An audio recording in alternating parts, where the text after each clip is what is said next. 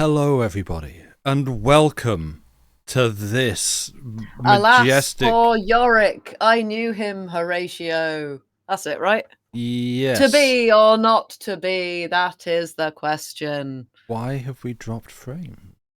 I hear myself ask They can't. internally. I love the fact that the picture of the globe you have chosen, it is raining. You know what? I just needed one that showed it from the front. That was literally all. That is like the most English. Yeah. Hi, Dave. I love it. Hi, Dave and Raiders. Welcome in. Hey, Dave Raiders. Woo. Hello. Right. Oh, and Smallcock. Hello, everybody. Smallcock, thank you very much for the 10 months. Woo, Much appreciated. Hello. Welcome to this, which is going to go great.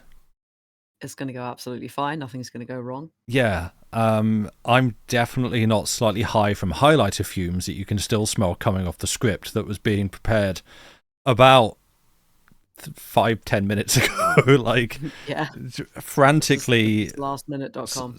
Well, yes, except I spent like Improv the last. theatre. I started this at like 4:30, actually realizing, oh wait, no, we're starting at 7 tonight. This needs to be done, marked up and highlighted tonight. If I don't do this, it's not getting done. Great, time to start. Did Blue win the poll, by the way? Was that Blue what was won decided? the poll. Great, okay. Thank you, everybody, for those that voted. Comedy of errors. That's the one, Dave. Yep, I hope your stream was good. I hope you managed to do the arts. Yeah, I was keeping him entertained with incredible videos because he had media share on like a brave boy. Oh God. You should do media share and just ban Sam from chat. That's mean and hurtful. You mean you weren't trolling Dave? No, what? Oh, okay, fair enough. How are we defining trolling? I was assuming. Well, okay, there we go. I was assuming you were sending him silly videos. Yeah, that's literally the point. Okay, fair enough then. See, I share entertaining things. Chat has spoken. I'm entertaining. There we go. You are entertaining. Thank you. You're very entertaining. Good. I'm glad we agree. Someone did share a very nice Trumpet Skeleton song by me. Oh, right. That wasn't me. I didn't do that. That wasn't you. No. Oh. Thanks. No, I share entertaining things. We've discussed this. Ooh. Ba-dum. And now Sam has to do the entire play by himself. All right, let's go. Now you get my pronunciations. Oh boy. We like Sam. He is best troll. Yeah. I mean, either I share entertaining things or I don't share entertaining things. I don't know. Actually, no, I suppose I don't share. No. Oh dear. I'm trying to think. Is there some sort of caught you in a loophole? paradox here. Yeah. Okay. I don't know. Hi. Welcome. I'm very tired. Lucy hasn't stopped for days. So now we're going to attempt to read words. This is going to be great. Old words. Yeah, exactly. Oh, we should have just picked some Chaucer and let that go. Oh my God, that would have been hilarious. Wouldn't that have been great? Probably, yeah. Probably, content warning for smut. Yeah, but it's like old smut language that you can't even understand. Smut. So, like, good luck. Oh no, you can understand a fair amount. Wow, some of it, and then your English lit teacher talks to you the rest of it, and you're like, "You're what? What was?" Yeah. Or in my case, your English lit teacher spends an entire lesson going, "Isn't fuck a wonderful word?" Great. I loved her. She was great. We never got that far, but we did get some pretty reasonably detailed deconstructions of the Wife of Bath's tale. Oh yeah, that's a good one. Yeah, it's the only one I've read and seen because they did a performance. I've read that and the Miller's Tale, I think. Ooh. Miller's Tale? Had a very different English teacher. Yeah, we didn't do Chaucer for GCSE English. That would have been very different. Yeah. We did, I think. And I don't think we got into the innuendos of Shakespeare in GCSE. Oh, we did. Oh, of course. As I say, my English teacher was great. We loved her. Yeah. The Globe does this as an hour 45. I think you could beat their speed run. I did look up yesterday Challenge to see accepted. Like anticipated run times for this. There's a lot of pages. Yeah. We might take a break. Oh, is there an interval?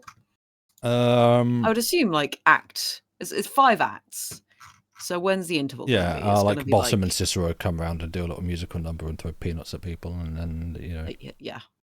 I feel like 3 acts is like first half, maybe. Probably Act 5 is enormous, and I'm dreading it. Okay, so maybe we take a break at the end of Act 3, Scene 2. That can be our interval. Someone remind us of that, because I'm going to be deep in the weeds. I'm going to like... Yeah, someone shout interval at us in all caps in chat when it's at the end of Act 3, Scene 2. If you just like rustle your crisp packets quite loudly and like...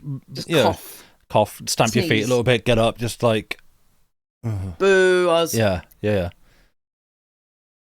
We will absolutely expect chat to act as the... My brain's gone. What were the... Audience? Is it groundlings? Groundlings? Plebs? People who stand in the globe. Groundlings, thank you, Andy. Yes, right. We will absolutely expect chat to act like groundlings, so feel free to boo us, make rude jokes. Don't make rude jokes. Teenagers, yeah, pretty much. Throw things at us. You will probably break your computer screen, but that's fine. That's your computer, not ours? We will not pay for that. Originally, there would not have been an interval. Really? Oh. Huh. Oh, there we go. Oh, I just realised I've links. The link that I put just takes you to... Whoops, I'll put a better link in chat. Apologies, my bad. Use bike. What? What? Why are you using a bike? Oh, that's a Dave chat command. Oh, is it? Okay. Yeah. How do I... Oh, Arian cannot throw things. Oh, that is it. Yeah, don't throw a bike at us. Also, welcome in. Quek. I don't know how to pronounce your name. I think Quek. I think Quek is what. Quek. Yeah. Hi. Quek is a very good cat. Quek's cat's called Junior, and Junior is adorable. So I've seen lots of pictures of Junior. We always like people with good cats. And thank you for being nice in advance. Oh no, this. What have you done? Okay, what I have done is literally nothing except sit here where I always sit. What has happened? No. Oh. The inexorable passage of time. Oh. You get the sun in your eyes. Directly bouncing straight into my eyes. I can see the monitor. Sorry? I was saying hello to Kiwi Ranger. Ah, hello. Yeah, it's a little bit. It's 4 a.m. for you. Yikes. Oof. I'm just going to draw my blinds a little bit just so that I can actually look without being dazzled. 1 second. Fair enough. Oh yeah, Quack. Everybody will probably, who hasn't met Joey, will probably meet Joey at some point during this production. There are no cats in this play, but in our version, 2 cool cats. What? Oh yeah, there we go. Yeah. Put your sunglasses on. Yeah, in our version, there will probably be some kind of feline interruption at some point. Yeah. As there always is. I was streaming last night. I'm streaming tonight. I'm streaming tomorrow night. I'm putting my feet up. I'm just sitting back and just like making myself comfortable for this. This is relaxed Shakespeare. Yes. Welcome to Radio 3 Unwind, where we read Shakespeare. All cats will be played by Joey, yes. I don't know what that was meant to be. That's the Radio 3 Unwind little ident. Oh, is it? Yeah. I haven't even paid attention to that. This is my problem, because I'd hear it and go, "Oh, this is nice. What's this?" And then it's literally just like the little little bit of interstitial music that they play before they get to the actual music they're playing. And like, damn, you got like an extended mix of this? It's quite nice. Got any more of that? Yeah. Who made this? Yeah. Do they have an album? Me. Probably. I'm not even the guy listening to the music off the Hovis advert. I'm just the guy listening to the music for the radio station. Like, yeah. Yep.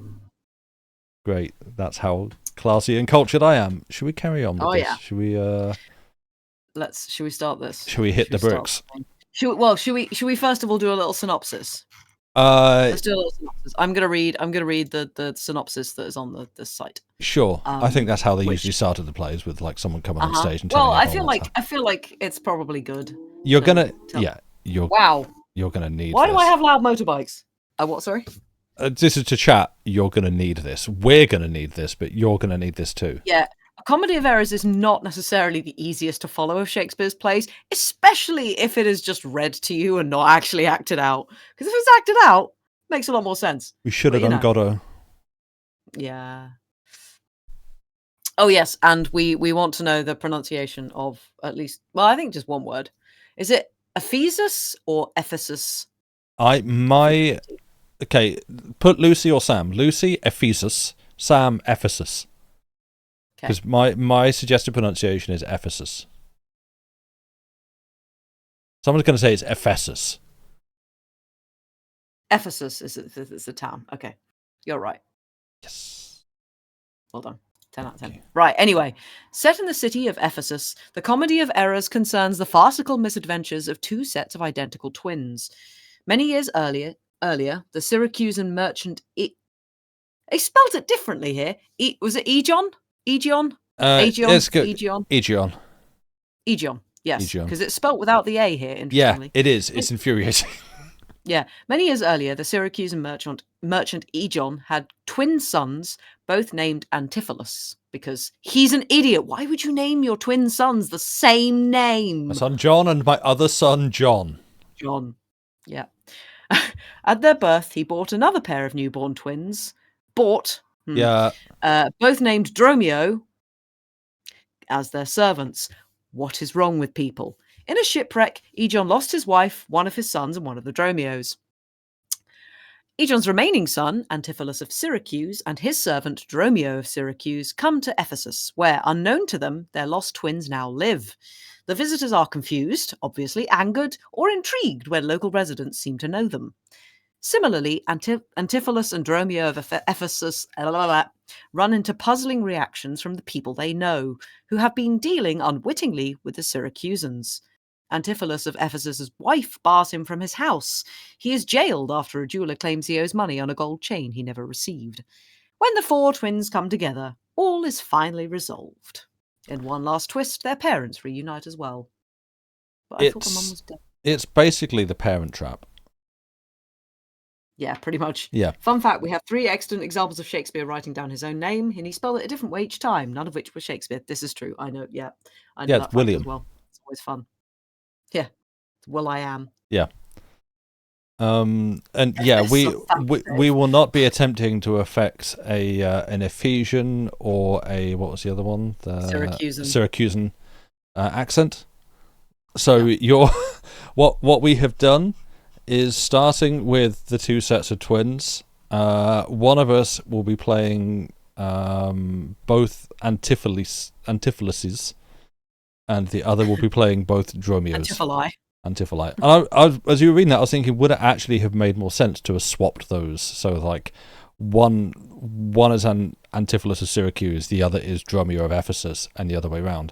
Might that have actually helped chat discern who's speaking? But it's less consistent because, one twin's going to have the same voice as another. Yeah. Oh, God, yeah, that's true. Oh, this is going to go so wrong. This is going to be hell. It's going to be great. Everyone strap in. I want to dedicate this performance to Andy Pants, who has been asking us to do Shakespeare for ages. So sorry, Andy, this is what you get. You're so excited. Good. Thanks. Sam is not. Can you tell? Yeah. And blue won the thing, so I'm reading red. Yeah. All right, so okay. I'll do the... Are we ready? We're also going to be reading out like stage directions, just to give you any hope of a snowball's chance in hell. Going on. Because otherwise, we neither of us are that accomplished as voice actors to like radically shift and play a whole Billy West-esque cavalcade of characters. It's not happening. No. I might go a little bit deeper, or a little bit higher, or a bit gruff. We will see what happens. Yeah. Shall we begin our play? Yes. Right. Given that I speak first, you want to read the first stage stuff? Enter Duke Solinus, Aegeon, jailer, officers, and other attendants. Proceed, Sullinus, to procure my fall, and by the doom of death end woes and all. Merchant of Syracuse, plead no more. I am not partial to infringe our laws. The enmity and discord which of late sprung from the rancorous outrage of your duke to merchants, our well-dealing countrymen, who, wanting guilders to redeem their lives, have sealed his rigorous statutes with their bloods, excludes all pity from our threatening looks. For, since the mortal and intestine jars twixt thy seditious countrymen and us, it hath in solemn synods been decreed, both by the Syracusans and ourselves, to admit no traffic to our adverse towns. Nay, more, if any born at Ephesus be seen at any Syracusan marts and fairs. Again, if any Syracusan born come to the bay of Ephesus, he dies, his goods confiscate to the duke's dispose, unless 1,000 marks be levied, to quit the penalty and to ransom him. Thy substance, valued at the highest rate, cannot amount unto 100 marks. Therefore, by law, thou art condemned to die. Yet this my comfort? When your words are done, my woes end likewise with the evening sun. Well, Syracusian, say in brief the cause, why thou departedst from thy native home, and for what cause thou camest to Ephesus. A heavier task could not have been imposed than I to speak my griefs unspeakable. Yet that the world may witness that my end was wrought by nature, not by vile offence, I'll utter what my sorrows give me leave. In Syracusa was I born, and wed unto a woman, happy but for me and by me, had not our hap been bad. With her I lived in joy. Our wealth increased by prosperous voyages I often made to Epidamnum, till my factor's death and the great care of goods at random left drew me from kind embracements of my spouse, from whom my absence was not 6 months old, before herself, almost at fainting under the pleasing punishment that women bear, had made provision for her following me, and soon and safe arrived where I was. There had she not been long, but she became a joyful mother of 2 goodly sons, and, which was strange, the one so like the other, as could not be distinguished but by names. That very hour, and in the self-same inn, a meaner woman was delivered of such a burden, male twins, both alike. Those, for their parents were exceeding poor, I bought and brought up to attend my sons. My wife, not meanly proud of 2 such boys, made dainty motions for our home return. Unwilling, I agreed. Alas, too soon we came aboard. A league from Epidamnum had we sailed, before the always wind-obeying deep gave any tragic instance of our harm.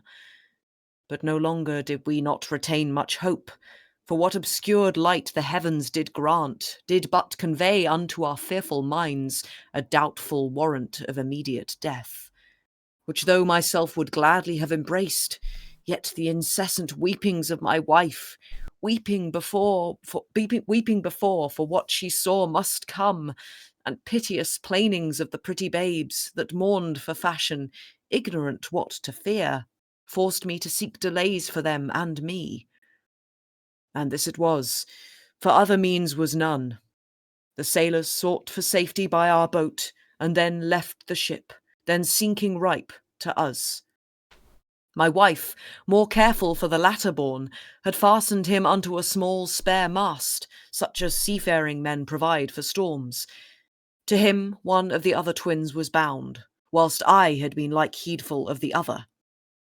The children thus disposed, my wife and I, fixing our eyes on whom our care was fixed, fastened ourselves at either end the mast, and floating straight, obedient to the stream, was carried towards Corinth, as we thought. At length the sun, gazing upon the earth, dispersed those vapours that offended us, and by the benefit of his wished light, the seas waxed calm, and we discovered 2 ships from far making amain to us, of Corinth that, of Epidaurus this. But ere they came, let me say no more. Gather the sequel by that went before. Nay, forward, old man, do not break off so, for we may pity, though not pardon thee. Oh, had the gods done so, I had not now worthily termed them merciless to us. For, ere the ships could meet by twice 5 leagues, we were encountered by a mighty rock, which being violently borne upon, our helpful ship was splitted in the midst, so that, in this unjust divorce of us, fortune had left to both of us alike what to delight in, what to sorrow for. Her part, poor soul, seeming as burdened with lesser weight, but not with lesser woe, was carried with more speed before the wind, and in our sight they 3 were taken up by fishermen of Corinth, as we thought. At length another ship had seized on us, and, knowing whom it was their hap to save, gave healthful welcome to their shipwrecked guests, and would have reft the fishers of their prey had not their bark been very slow of sail, and therefore homeward did they bend their course. Thus have you heard me severed from my bliss, that by misfortunes was my life prolonged, to tell sad stories of my own mishaps. And for the sake of them thou sorrowest for, do me the favour to dilate at full what hath befallen of them and thee till now. My youngest boy, and yet my eldest care, at 18 years became inquisitive after his brother, and importuned me that his attendant, so his case was like, reft of his brother, but retained his name, might bear him company in the quest of him. Whom, whilst I laboured of a love to see, I hazarded the loss of whom I loved. 5 summers have I spent in furthest Greece, roaming clean through the bounds of Asia, and, coasting homeward, came to Ephesus, hopeless to find, yet loath to leave unsought, or that or any place that harbours men. But here must end the story of my life, and happy were I in my timely death, could all my travels warrant me they live. Hapless Aegeon, whom the fates have marked to bear the extremity of dire mishap. Now, trust me, were it not against our laws, against my crown, my oath, my dignity, which princes would they may not disannul, my soul would sue as advocate for thee. But thou art adjudged to the death, and past sentence may not be recalled. But to our honour's great disparagement, yet I will favour thee in what I can. Therefore, merchant, I'll limit thee this day, to seek thy life by beneficial help. Try all the friends thou hast in Ephesus, beg thou or borrow to make up the sum, and live. If no, then thou art doomed to die. Jailer, take him to thy custody. I will, my lord. Don't know why I went Somerset there. Hopeless and helpless doth Aegeon wend, but to procrastinate his lifeless end. Exeunt.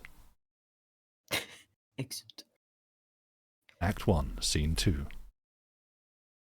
Am I green then as well? Yeah, I've changed it on mine, but I'll do the intro. You can be your first merchant. Enter Antipholus of Syracuse, Dromio of Syracuse, and first merchant. Therefore give out you are of Epidamnum. Let that your goods too soon be confiscate.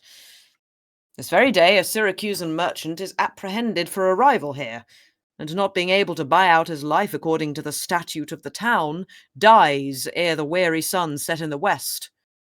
There is your money that I had to keep.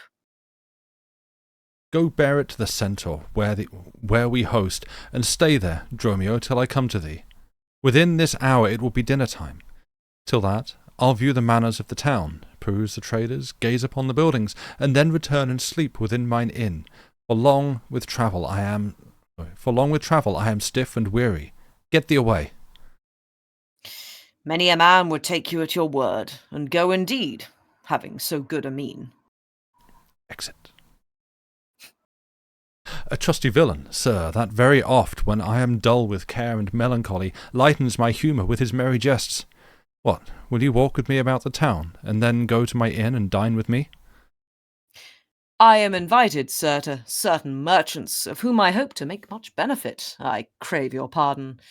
Soon at 5 o'clock. Please you, I'll meet with you upon the mart, and afterward consort you till bedtime.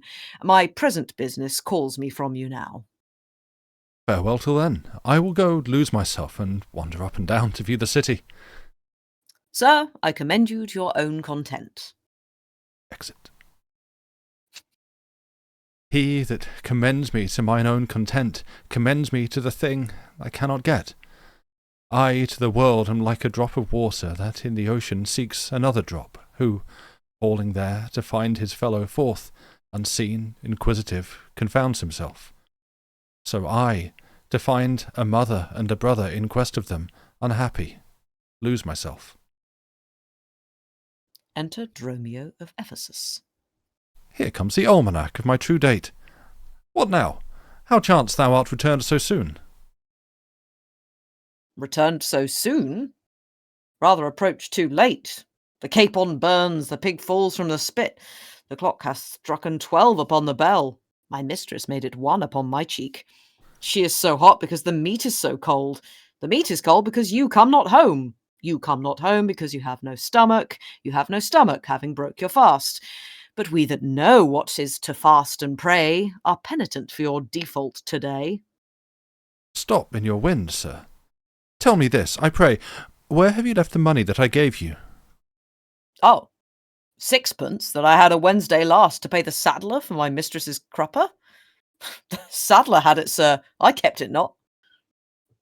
I am not in a sportive humour now. Tell me, and dally not, where is the money?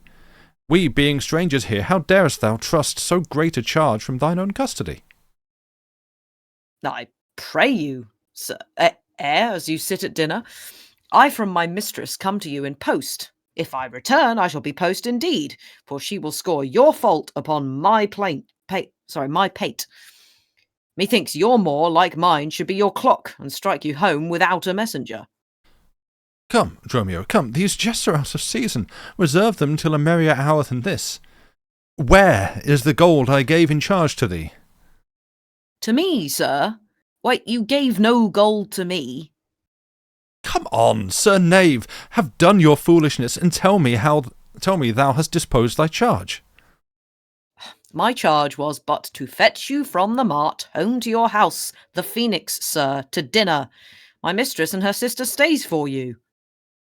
In what safe place you have bestowed my money, or I shall break that merry sconce of yours, that stands on tricks when I am undisposed.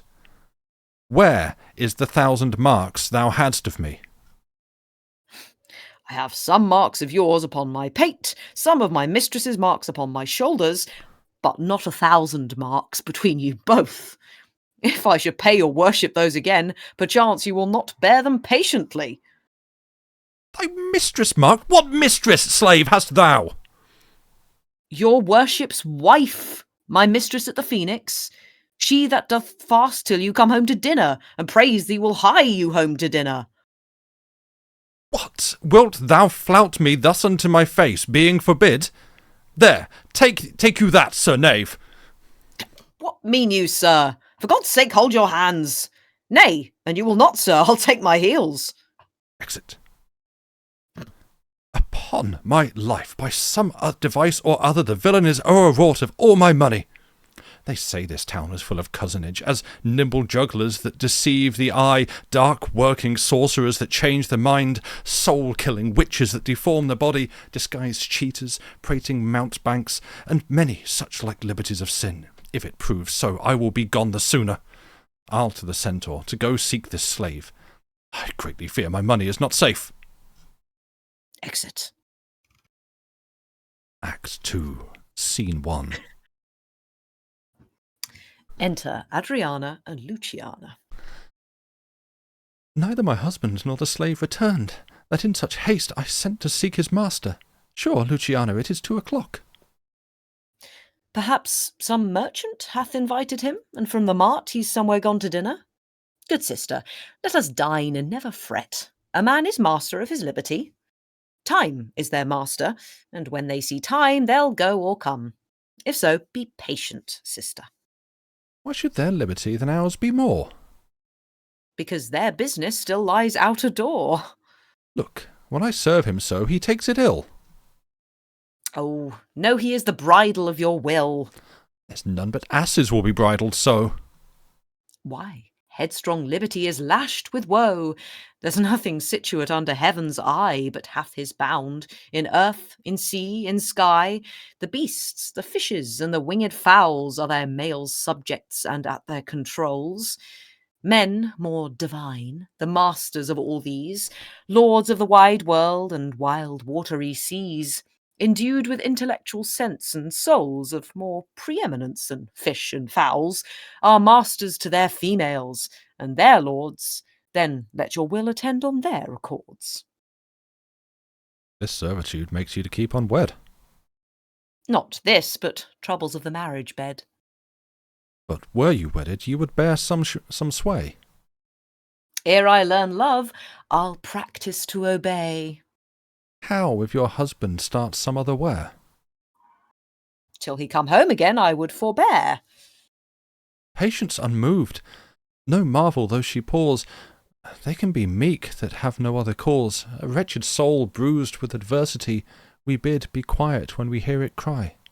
But were we burdened with like weight of pain, as much or more would we ourselves complain. So thou, that hast no unkind mate to grieve thee, with urging helpless patience wouldst relieve me. But if thou live to see like right bereft, this full-begged patience in thee will be left. Well, I will marry one day, but to try. Here comes your man. Now is your husband nigh. Enter Dromio of Ephesus. Say, is your tardy... Oh, Adriana. No. Okay, there we go. Say, is your tardy master now at hand? Nay, he's at 2 hands with me, and that my 2 ears can witness. Say, didst thou speak with him? Knowest thou his mind? Aye, he told his mind upon mine ear, beshrew his hand, I scarce could understand it. Spake he so doubtfully that thou couldst not feel his meaning? Nay, he struck so plainly, I could too well feel his blows, and withal so doubtfully that I could scarce understand them. But say, I prithee, is he coming home? It seems he hath great care to please his wife. Why, mistress, sure my master is horn mad. Horn mad, thou villain! I mean not cuckold mad, but sure he is stark mad. When I desired him to come home to dinner, he asked me for 1,000 marks in gold. "'Tis dinner time," quoth I. "My gold," quoth he. "Your meat doth burn," quoth I. "My gold," quoth he. "Will you come home?" quoth I. "My gold," quoth he. "Where is the 1,000 marks I gave thee, villain?" "The pig," quoth I, "is burned." "My gold," quoth he. "My mistress, sir," quoth I. "Hang up thy mistress, I know not thy mistress. Out on thy mistress. Quoth who? Quoth my master. "I know," quoth he, "no house, no wife, no mistress." So that my errand, due unto my tongue, I thank him, I bear home upon my shoulders. For, in conclusion, he did beat me there. Go back again, thou slave, and fetch him home. Go back again, and be new beaten home? For God's sake, send some other messenger. Back, slave, or I will break thy pater cross. And he will bless that cross with another beating. Between you, I shall have a holy head. Hence, prating peasant, fetch thy master home. Am I so round with you as you with me, that like a football do you do spurn me thus? You spurn me hence, and he will spurn me hither. If I last in this service, you must case me in leather. Exit. Fie! How impatience loureth in your face! His company must do his minions grace, whilst I at home starve for a merry look. Hath homely age and alluring beauty took from my poor cheek? Hath homely age the alluring beauty took from my poor cheek? And he hath wasted it. And my discourse is dull? Barren, my wit? If voluble and sharp discourse be marred, unkindness blunts it more than marble hard. Do their gay vestments his affections bait? That's not my fault. He's master of my state. What ruins are in me that can be found by him not ruined? Then is he the ground of my defeatures. My decayed fare, a sunny look of his would soon repair, but too unruly dear he breaks the pail and feeds from home. Poor, I am but his stale. Self-harming jealousy! Fie! Beat it hence! Unfeeling fools can with such wrongs dispense. I know his eye doth homage otherwhere, or else what lets it but he would be here. Sister, you know he promised me a chain. Would that alone he would detain, so he would keep fair quarter with his bed. I see the jewel best enamelled will lose his beauty. Yet the gold bides still, that others touch, and often touching will wear gold. And no man that hath a name, by falsehood and corruption doth it shame. Since that my beauty cannot please his eye, I'll weep what's left away, and weeping die. How many fond fools serve mad jealousy? Excellent. Enter Antipholus of Syracuse. The gold I gave to Dromio is laid up, safe at the Centaur, and the heedful slave is wandered forth, in care to seek me out by computation and mine host's report. I could not speak with Dromio since at first I sent him from the mart. See, here he comes. Enter Dromio of Syracuse. How now, sir, is your merry humour altered? As you love strokes, so jest with me again. You know no centaur? You receive no gold? Your mistress sent to have me home to dinner? My house was at the Phoenix? Wast thou mad, that thus so madly thou didst answer me? What answer, sir? When spake I such a word? Even now, even here, not half an hour since. I did not see you since you sent me hence, home to the Centaur, with the gold you gave me. Villain! Thou didst deny the gold's receipt, and toldst me of a mistress and a dinner for which I hope thou felt'st I was displeased. I'm glad to see you in this merry vein. What means this jest? I pray you, master, tell me. Yea, dost thou jeer and flout me in the teeth? Think'st thou I jest? Hold, take thou that, and that! Beating him. Hold, sir, for God's sake! Now your jest is in earnest. Upon what bargain do you give it to me? Because that I familiarly sometimes do use you for my fool and chat with you, your sauciness will jest upon my love and make a common of my serious hours. When the sun shines, let foolish gnats make sport, but creep in crannies when he hides his beams. If you will jest with me, know my aspect, and fashion your demeanour to my looks, or I will beat this method in your sconce. Sconce, call you it? So you would leave battering, I had rather have it a head. And you use these blows long, I must get a sconce for my head and ensconce it too, or else I shall seek my wit in my shoulders. But I pray, sir, why am I beaten? Dost thou not know? Nothing, sir, but that I am beaten. Shall I tell you why? Ay, sir, and wherefore? For they say every why hath a wherefore. Why, first, for flouting me, and then, wherefore, for urging it the second time to me. Was there ever any man thus beaten out of season, when in the why and the wherefore is neither rhyme nor reason? Well, sir, I thank you. Thank me, sir, for what? Marry, sir, for this something that you gave me for nothing. I'll make you amends next to give you nothing for something. But say, sir, is it dinner time? No, sir, I think the meat wants that I have. In good time, sir. What's that? Basting. Well, sir, then 'twill be dry. If it be, sir, I pray you eat none of it. Your reason? Lest it make you choleric and purchase me another dry basting. Well, sir, learn to jest in good time. There's a time for all things. I durst have denied that before you were so choleric. By what rule, sir? Marry, sir, by a rule as plain as the plain bald pate of Father Time himself. Let's hear it. There's no time for a man to recover his hair that grows bald by nature. May he not do it by fine and recovery? Yes, to pay a fine for a periwig and recover the lost hair of another man. I'm gonna skip a word. I know Stealer. it's... Why is time such a thief of hair, being, as it is, so plentiful an excrement? because it is a blessing that he bestows on beasts, and what he hath scanted men in hair, he hath given them in wit. Why, but there's many a man hath more hair than wit. Not a man of those, but he hath the wit to lose his hair. Why, thou didst conclude hairy men plain dealers without wit. The plainer dealer, the sooner lost, yet he loseth it in a kind of jollity. For what reason? For two, and sound ones too. Nay, not sound, I pray you. Sure ones, then? Nay, not sure, in a thing falsing. Certain ones, then. Name them. The one, to save the money that he spends in trimming, the other, that at dinner they should not drop in his porridge. You would all this time have proved there is no time for all things. Marry, and did, sir, namely, no time to recover hair lost by nature.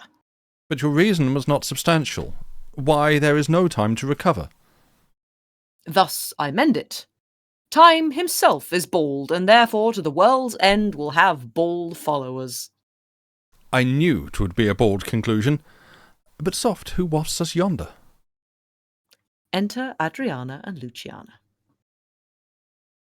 Ay, Antipholus, look strange and frown. Some other mistress hath thy sweet aspects. I am not Adriana, nor thy wife.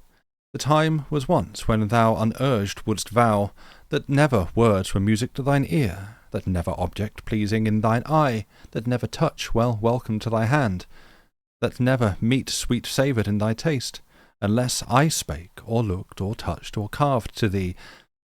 How comes it now, my husband, oh, how comes it that thou art thus estranged from thyself?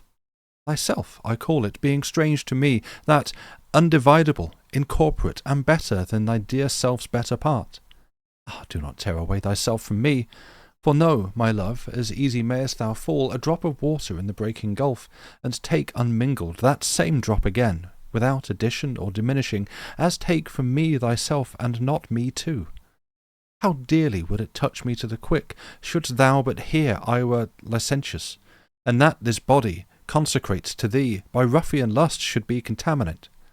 Wouldst thou not spit at me, and spurn at me, and hurl the name of husband in my face, and tear the stained skin off my harlot brow, and from my false hand cut the wedding ring, and break it with a deep divorcing vow? I know thou canst, and therefore see thou do it. I am possessed with an adulterate blot. My blood is mingled with the crime of lust, for if we two be one and thou play false, I do digest the poison of thy flesh, being strumpeted by the contagion. Keep then far league and truce with thy true bed. I live unstained, thou undishonoured. Plead you to me, fair dame? I know you not. In Ephesus I am but 2 hours old, as strange unto your town as to your talk. Who, every word by all my wit being scanned, want wit in all one word to understand? Fie, brother! How the world is changed with you! When were you wont to use my sister thus? She sent for you by Dromio home to dinner. By Dromio? By me?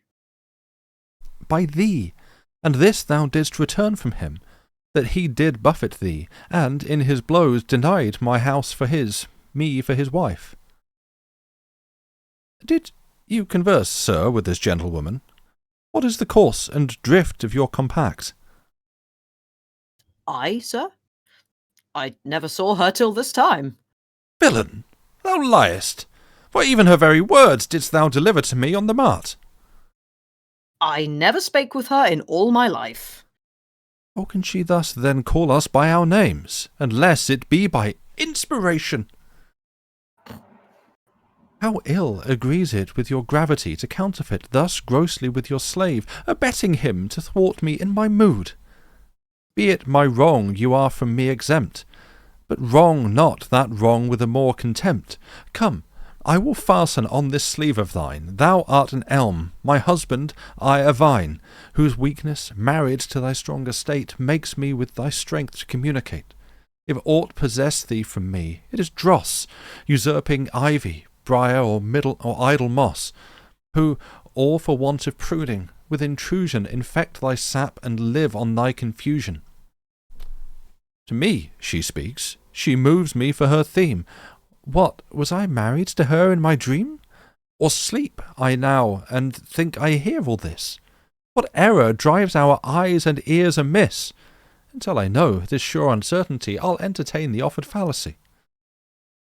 Dromio, go bid the servants spread for dinner. Oh, for my beads, I cross me for a sinner. This is the fairyland. Oh, spite of spites, we talk with goblins, owls, and sprites. If we obey them not, this will ensue. They'll suck our breath or pinch us black and blue. Why pratest thou to thyself, and answerst not? Dromio, thou drone, thou snail, thou slug, thou sot. I am transformed, master, am I not? I think thou art in mind, and so am I. Nay, master, both in mind and in my shape. Thou hast thine own form. Nope, I am an ape. If thou art changed to aught, 'tis to an ass. 'Tis true, she rides me and I long for grass. 'Tis so, I am an ass, else it could never be, but I should know her as well as she knows me. Come, come, no longer will I be a fool, to put the finger in the eye and weep, whilst man and master laugh my woes to scorn. Come, sir, to dinner. Dromio, keep the gate. Husband, I'll dine above with you to-day, and strive you to 1,000 idle pranks, sirrah. If any ask you for your master, say he dines forth. Sirrah, if any ask you for your master, say he dines forth, and let no creature enter. Come, sister.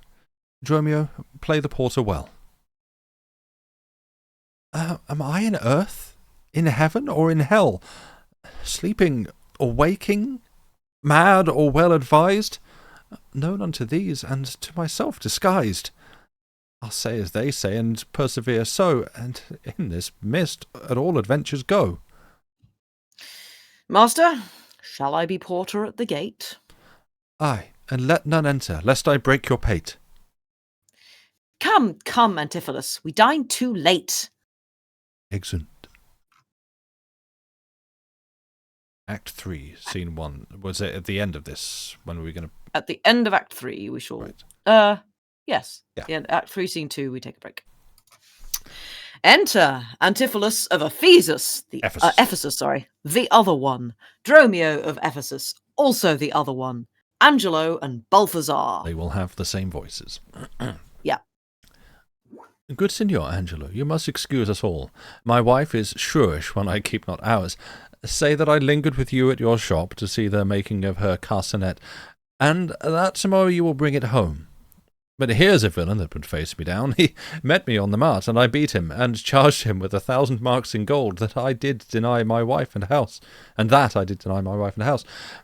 Thou drunkard, thou, what didst thou mean by this? Say what you will, sir, but I know what I know, that you beat me at the mart. I have your hand to show.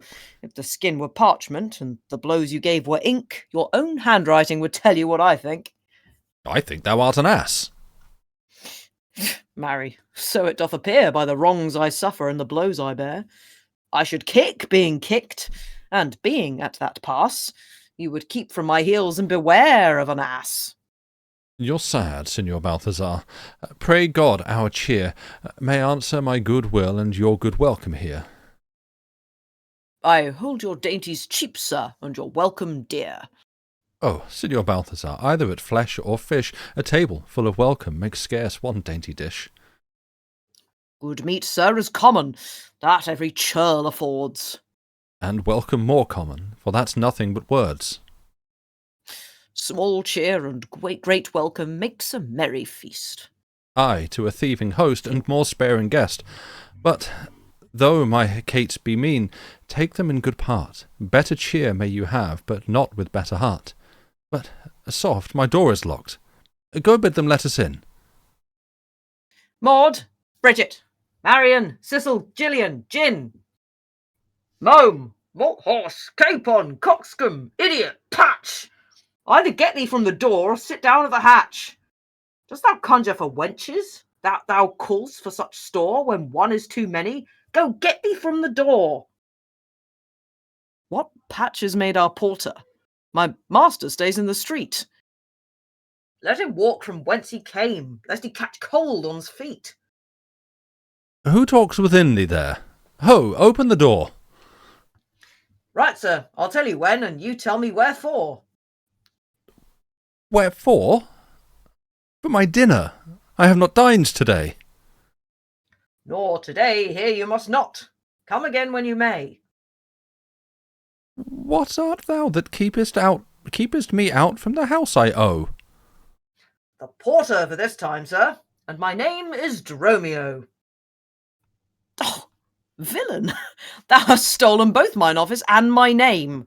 The one ne'er got me credit, the other mickle blame. If you hadst been Dromio today in my place, thou wouldst have changed thy face for a name, or thy name for an ass. What a guile is there, Dromio? Who are those at my gate? Let my master in, Luce. Faith, no, he comes too late, and so tell your master. Oh, Lord, I must laugh. How about you with a proverb? Shall I set in my staff? Haven't you with another? That's... When? Can you tell? If thy name be called Luce, thou hast answered him well. Do you hear, you minion? You'll let us in, I hope. I thought to have asked you. And you said no. So come, help. Well struck. There was blow for blow. Thou baggage, let me in. Can you tell for whose sake? Master, knock the door hard. Let him knock till it ache. You'll cry for this minion if I beat the door down. What needs all that? And a pair of stocks in the town? Wait, I also Adriana. You're not Adriana. Yeah. You're like three people. Great. Who's that at the door that keeps all this noise? By my troth, your town is troubled with unruly boys. Are you there, wife? You might have come before. Your wife? Sir Knave, go get you from the door. If you went in pain, the master, this knave would go sore. Here is neither cheer, sir, nor welcome. We would fain have either. In debating which was best, we shall part with neither. They stand at the door, master. Bid them welcome hither. There is something in the wind that we cannot get in. You would say so, master, if your garments were thin. Your cake there is warm within. You stand here in the cold. It would make a man mad as a buck to be so bought and sold. Go fetch me something. I'll break open the gate. Breakity breaking here, and I'll break your knave's pate. A man may break a word with you, sir, and words are but wind. Aye, and break it in your face, so he break it not behind. It seems thou want'st breaking. Out upon thee, hind! Here's too much out upon thee. I pray thee, let me in. Aye, when fowls have no feathers and fish have no fin. Well, I'll break in. Go borrow me a crow. A crow without feather? Master, mean you so? For a fish without a fin, there's a fowl without a feather. If a crow help us in, sirrah, we'll pluck a crow together. Go get thee gone. Fetch me an iron crow. Have patience, sir. Oh, let it not be so. Herein you war against your reputation, and draw within the compass of suspect the unviolated honour of your wife. Once this, your long experience of her wisdom, her sober virtue, years and modesty, plead on her part some cause to you unknown. And nought not, sir, but she will well excuse why at this time the doors are made against you. Be ruled by me, depart in patience, and let us to the Tiger all to dinner, and about evening come yourself alone to know the reason of this strange restraint. If by strong hand you offer to break in now in the stirring passage of the day, a vulgar comment will be made of it. That, supposed by the common rout, against your yet ungalled estimation, that may with foul intrusion enter in and dwell upon your grave when you are dead. For slander lives upon succession, for ever housed where it gets possession.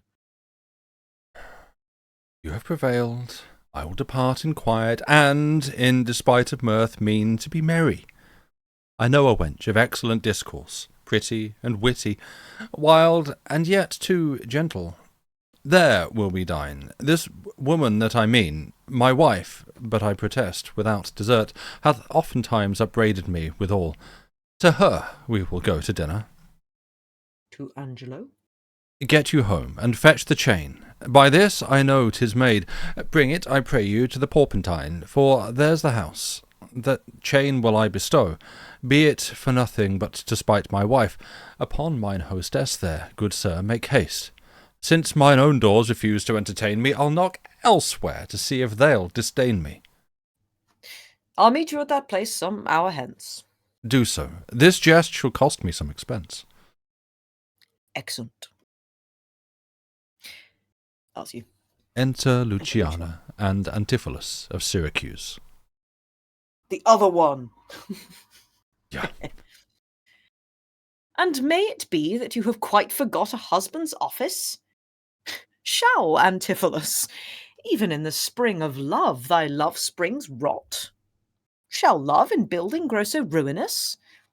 If you did wed my sister for her wealth, then for her wealth's sake use her with more kindness.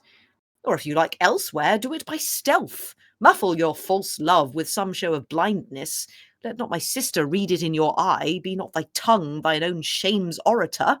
Look sweet, be fair. Become disloyalty. Apparel vice like virtue's harbinger. Bear a fair presence, though your heart be tainted. Teach sin the carriage of a holy saint. Be secret false. What need she be acquainted?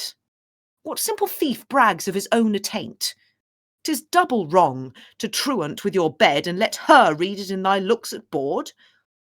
Shame hath a bastard fame, well managed, ill deeds are doubled with an evil word. Alas, poor women! Make us but believe, being compact of credit, that you love us, though others have the arm, show us the sleeve. We in your motion turn, and you may move us. Then, gentle brother, get you in again. Comfort my sister. Cheer her, call her wife. 'Tis holy sport to be a little vain when the sweet breath of flattery conquers strife. A sweet mistress, what your name is else I know not, nor by what yonder you do hit of mine. Less in your knowledge and your grace you show not than our earth's wonder, more than earth divine. Teach me, dear creature, how to think and speak. Lay open to my earthly gross conceit, smothered in errors, feeble, shallow, weak, the folded meaning of your words' deceit. Against my soul's pure truth, why labour you to make it wander in an unknown field? Are you a god? Would you create me new? Transform me then, and to your power I'll yield. But if that I am, then well I know your weeping sister is no wife of mine, nor to her bed no homage do I owe. Far more to you do I decline. Oh dear. Oh, train me not, sweet mermaid, with thy notes, to drown me in thy sister's flood of tears. Sing, siren, for thyself, and I will dote. Spread o'er the silver waves thy golden hairs, and as a bed I'll take them and there lie. And in that glorious supposition think he gains by death that hath such means to die. Let love, being light, be drowned if she sink. What? Are you mad that you do reason so? Not mad, but mated. How, I do not know.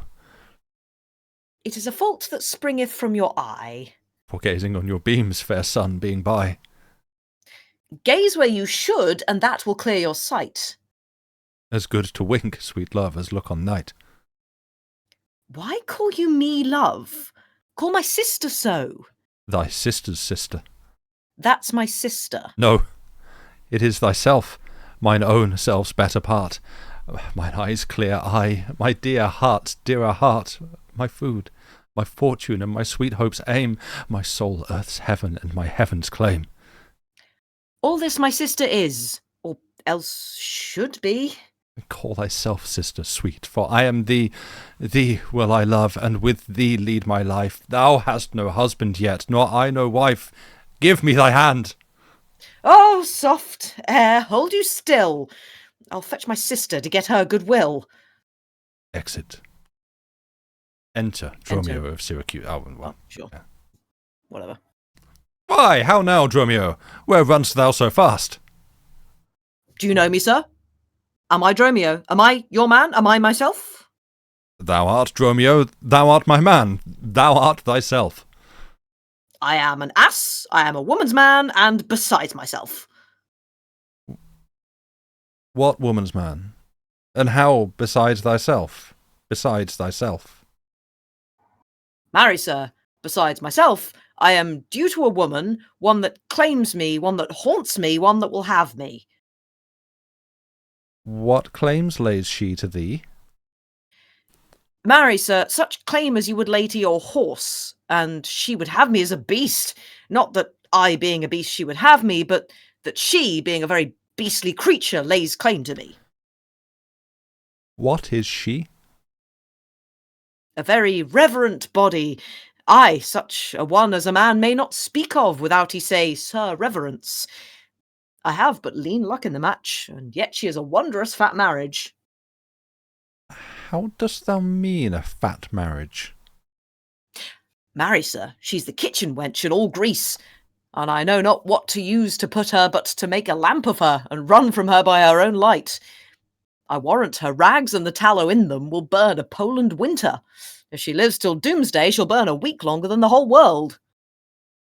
What complexion is she of?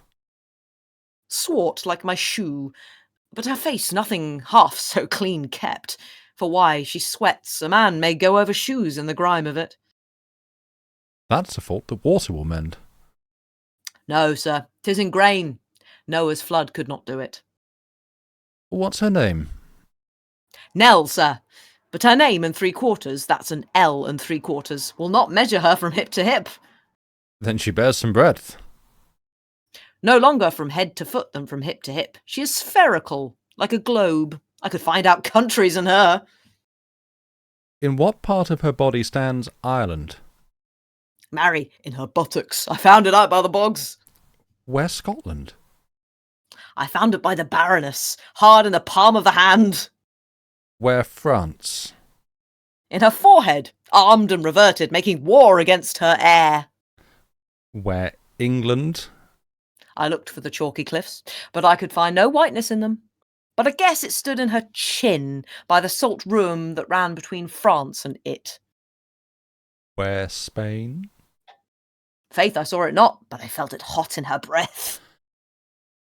Where America? The Indies? Oh, sir, upon her nose, all o'er embellished with rubies, carbuncles, sapphires, declining their rich aspect to the hot breath of Spain, who sent whole armados of carracks to be ballast at her nose. Where stood Belgium? The Netherlands? Oh, sir, I did not look so low. To conclude, this drudge or diviner laid claim to me, called me Dromio, swore I was assured to her, told me what privy marks I had about me, the mark of my shoulder, the mole in my neck, the great wart on my left arm that I amazed ran from her as a witch. And I think if my breast had not been made of faith and my heart of steel, she'd have transformed me to a curtled dog and made me turn i' the wheel. Go, hie thee presently, post to the road. And if the wind blow any way from shore, I will not harbour in this town tonight. If any bark put forth, come to the mart, where I will walk till thou return to me. If every one knows us, and we know none, 'tis time, I think, to trudge, pack, and be gone. As from a bear a man would run for life, so fly I from her that would be my wife. Exit. There's none but witches do inhabit here, and therefore 'tis high time that I were hence. She that doth call me husband, even my soul doth for a wife abhor. But her fair sister, possessed with such gentle sovereign grace, of such enchanting presence and discourse, hath almost made me traitor to myself. But, lest myself be guilty to self-wrong, I'll stop mine ears against the mermaid's song. Enter Angelo with the chain. Master Antipholus. Aye, that's my name. I know it well, sir. Lo, here is the chain. I thought to have taken you at the Porpentine. The chain unfinished made me stay thus long. What is your will that I shall do with this? What please yourself, sir. I have made it for you. Made it for me, sir? I bespoke it not. Not once, not twice, but 20 times you have. Go home with it and please your wife withal. And soon at supper time I'll visit you and then receive my money for the chain. I pray you, sir, receive the money now, for fear you ne'er see chain nor money more. You are a merry man, sir. Fare you well. Exit. What should I think of this? I cannot tell. But this, I think there's no man is so vain that would refuse so fair an offered chain. I see a man here needs not live by shifts, when in the streets he meets such golden gifts. I'll to the mart, and there for Dromio stay, if any ship put out, then straight away. Exit. And that's where we're going to take a break. That's the intermission music. Yep. Oh god, this is just like facepalm territory. The entire. Just someone use a surname. Literally, just say someone's surname. Yeah. Oh no, that's not me, bruv. Yeah. They're doing well. They're all idiots. Yeah. Benny Hill theme intensifies. Absolutely. Yeah. They're doing so very well. Yeah. I hope this is probably completely like impossible to follow. I'm just about doing my best, and I have it laid out in front of me, fully marks up with who is reading what. I forgot how much I enjoyed chat. Shakespeare. I forgot how much I enjoyed it. I drift in and out of the meaning. I'll be mid-sentence, and I'll suddenly realise, oh, this is what we're talking about. Right. Yeah. That's, yes, by these definitions of those words that I have now said, like 20 seconds ago, right, that's what you're talking about. Got it. I'm back up to speed. Yeah. I think because I read fast, it's slightly easier for me. I know, I'm pretty much like... The Folgers link has a synopsis of each scene, which is handy. Nice. Basically, everybody's idiots and they should just explain themselves. It's like the classic thing of just talk, just communicate, actually properly. Don't just assume, please. Yeah. But no.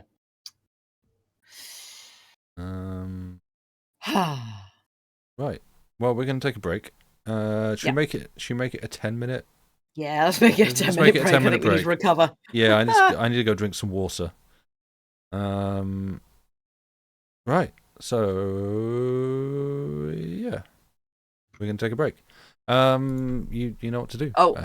Andy Pants. Sorry, just was saying. Andy Pants said that stingy is probably better. Yes. Better for the word we keep. Yeah, it was. Yeah. That's the thing. It was just something like ah. Yes, and also because I remembered recently there was a situation where I think it might. Well, it was a production of a Shakespeare play. It might have been this.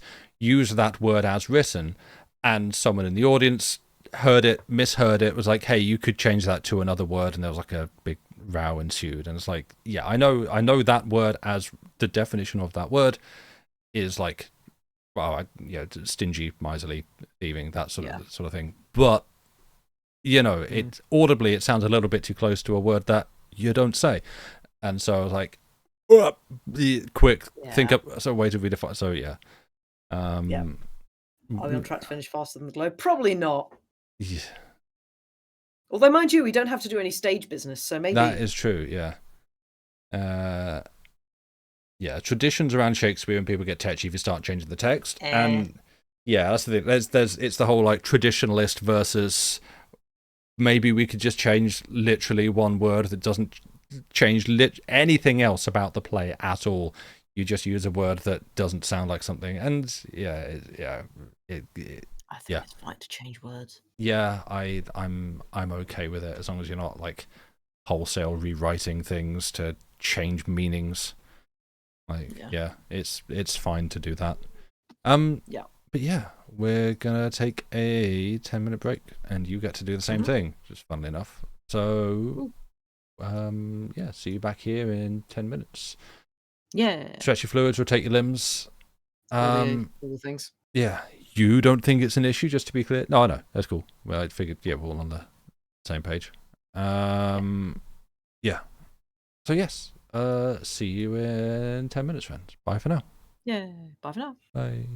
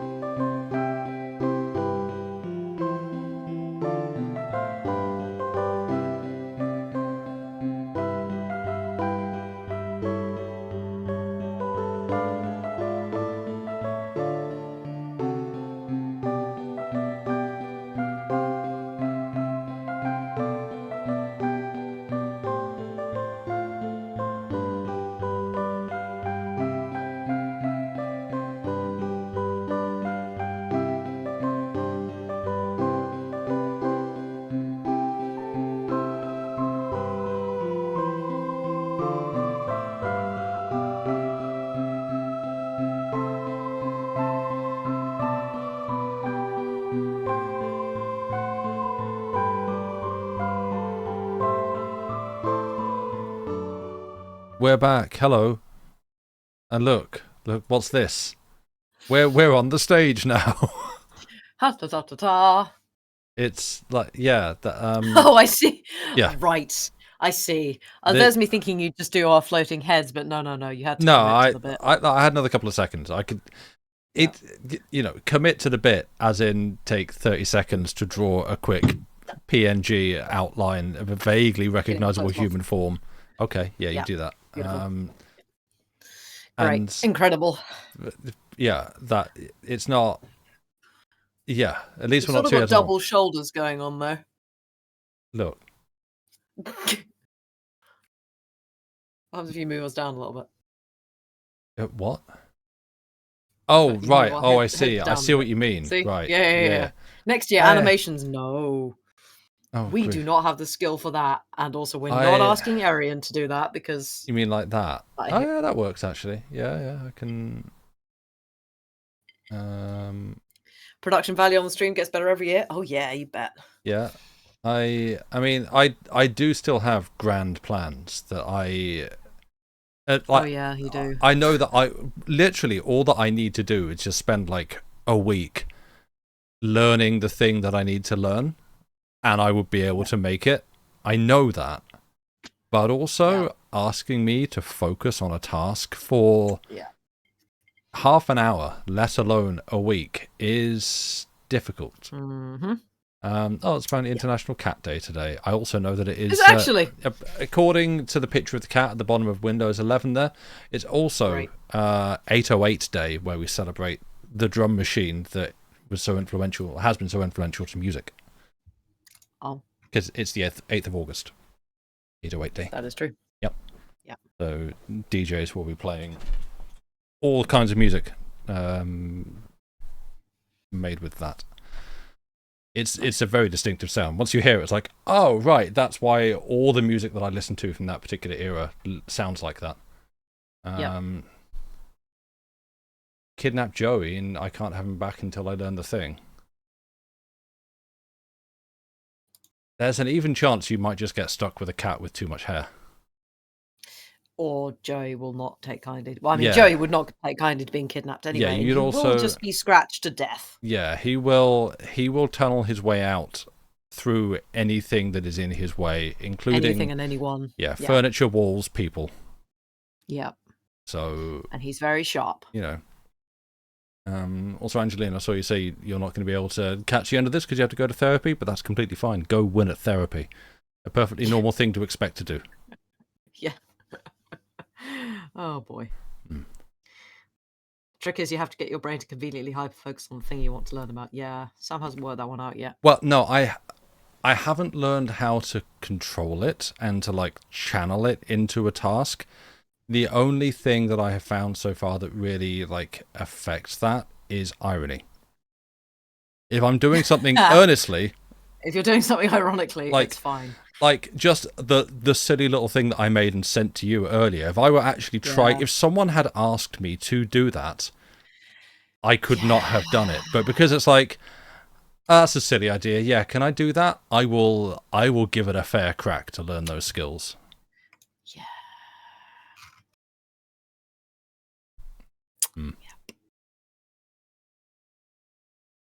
So, yeah. Oh, we've got the wrong things in our next one.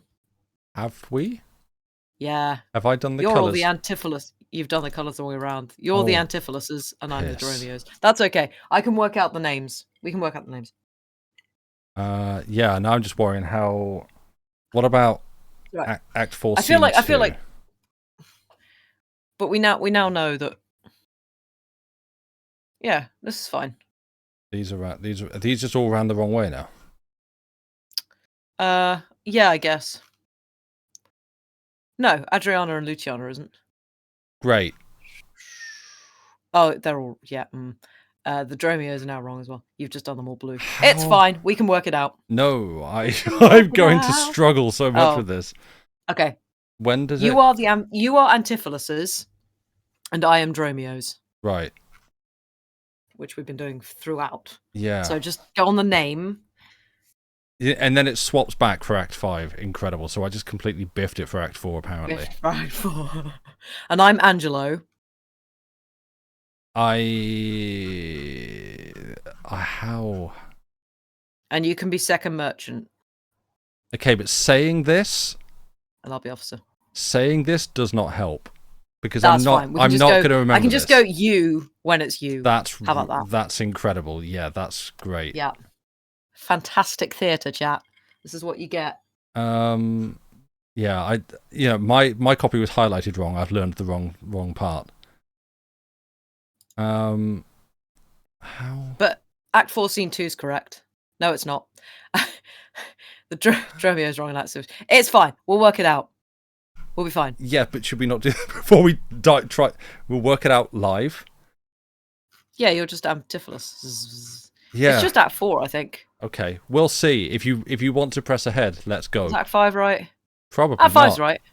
No, Act 5's right. Oh, okay. I was beginning to flag by this point, I think. So yeah. Yeah, Act 5's fine. Yeah. Right. So yeah, Act 5's fine. Just Act 4 was just the wrong way.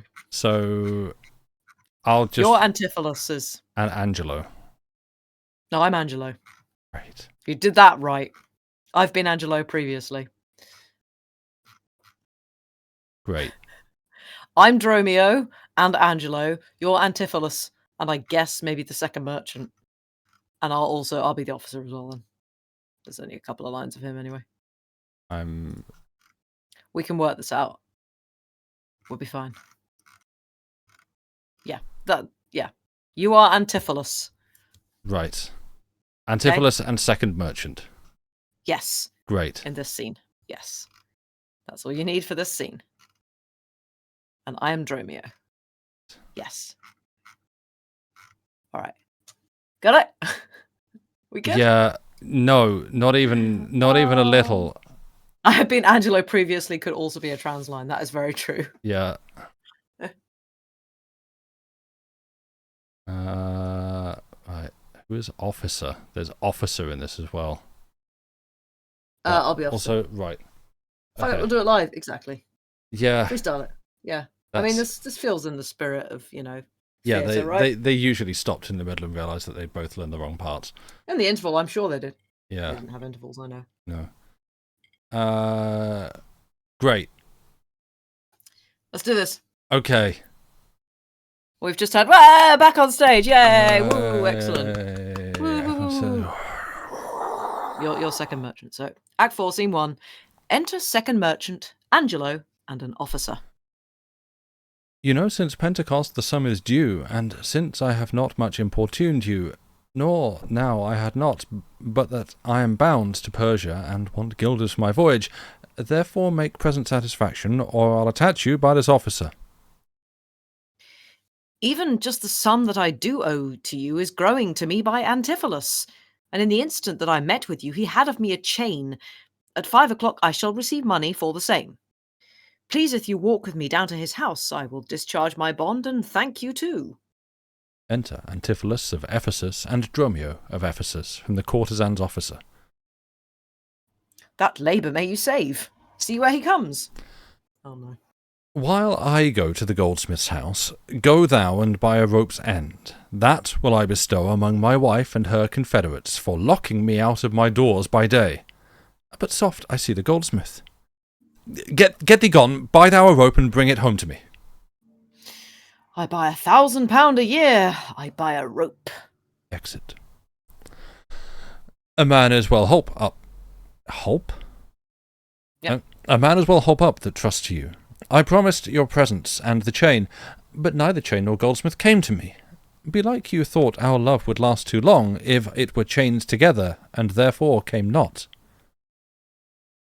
Saving your merry humour, here's the note how much your chain weighs to the utmost carat, the fineness of the gold and chargeful fashion, which doth amount to 3 odd ducats more than I stand debted to this gentleman. I pray you see him presently discharged, for he is bound to sea, and stays but for it. I am not furnished with the present money. Besides, I have some business in the town.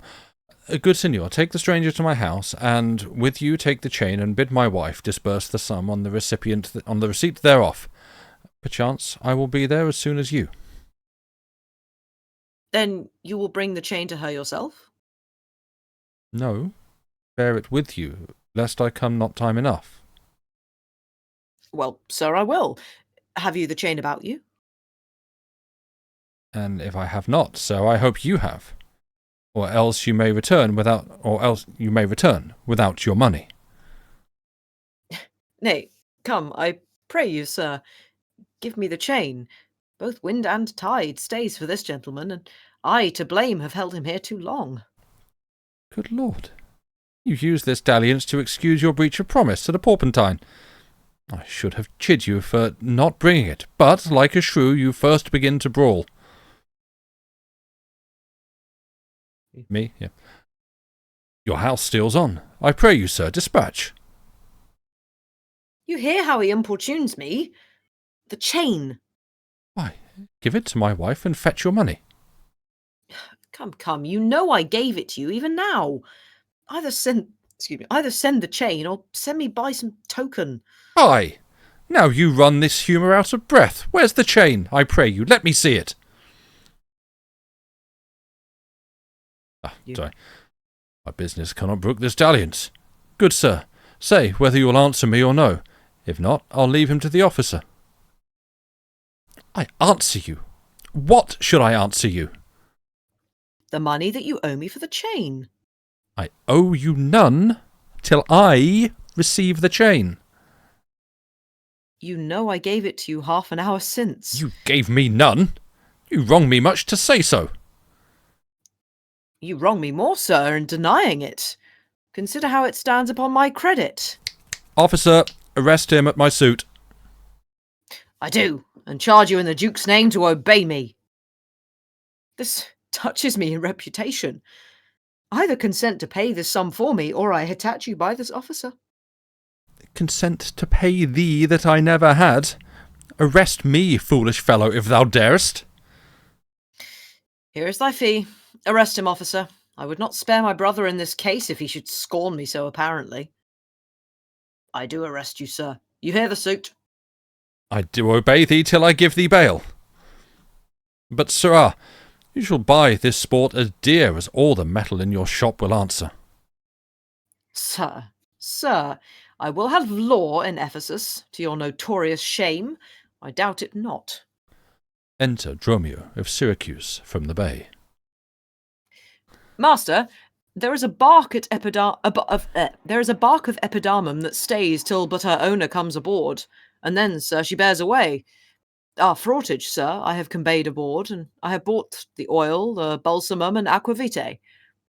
The ship is in her trim. The merry wind blows fair from land.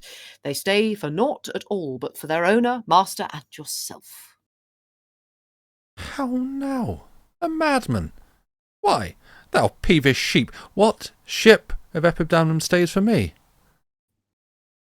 A ship you sent me to hire waftage? Thou drunken slave, I sent thee for a rope, and told thee to what purpose and what end. You sent me for a rope's end as soon. You sent me to the bay, sir, for a bark.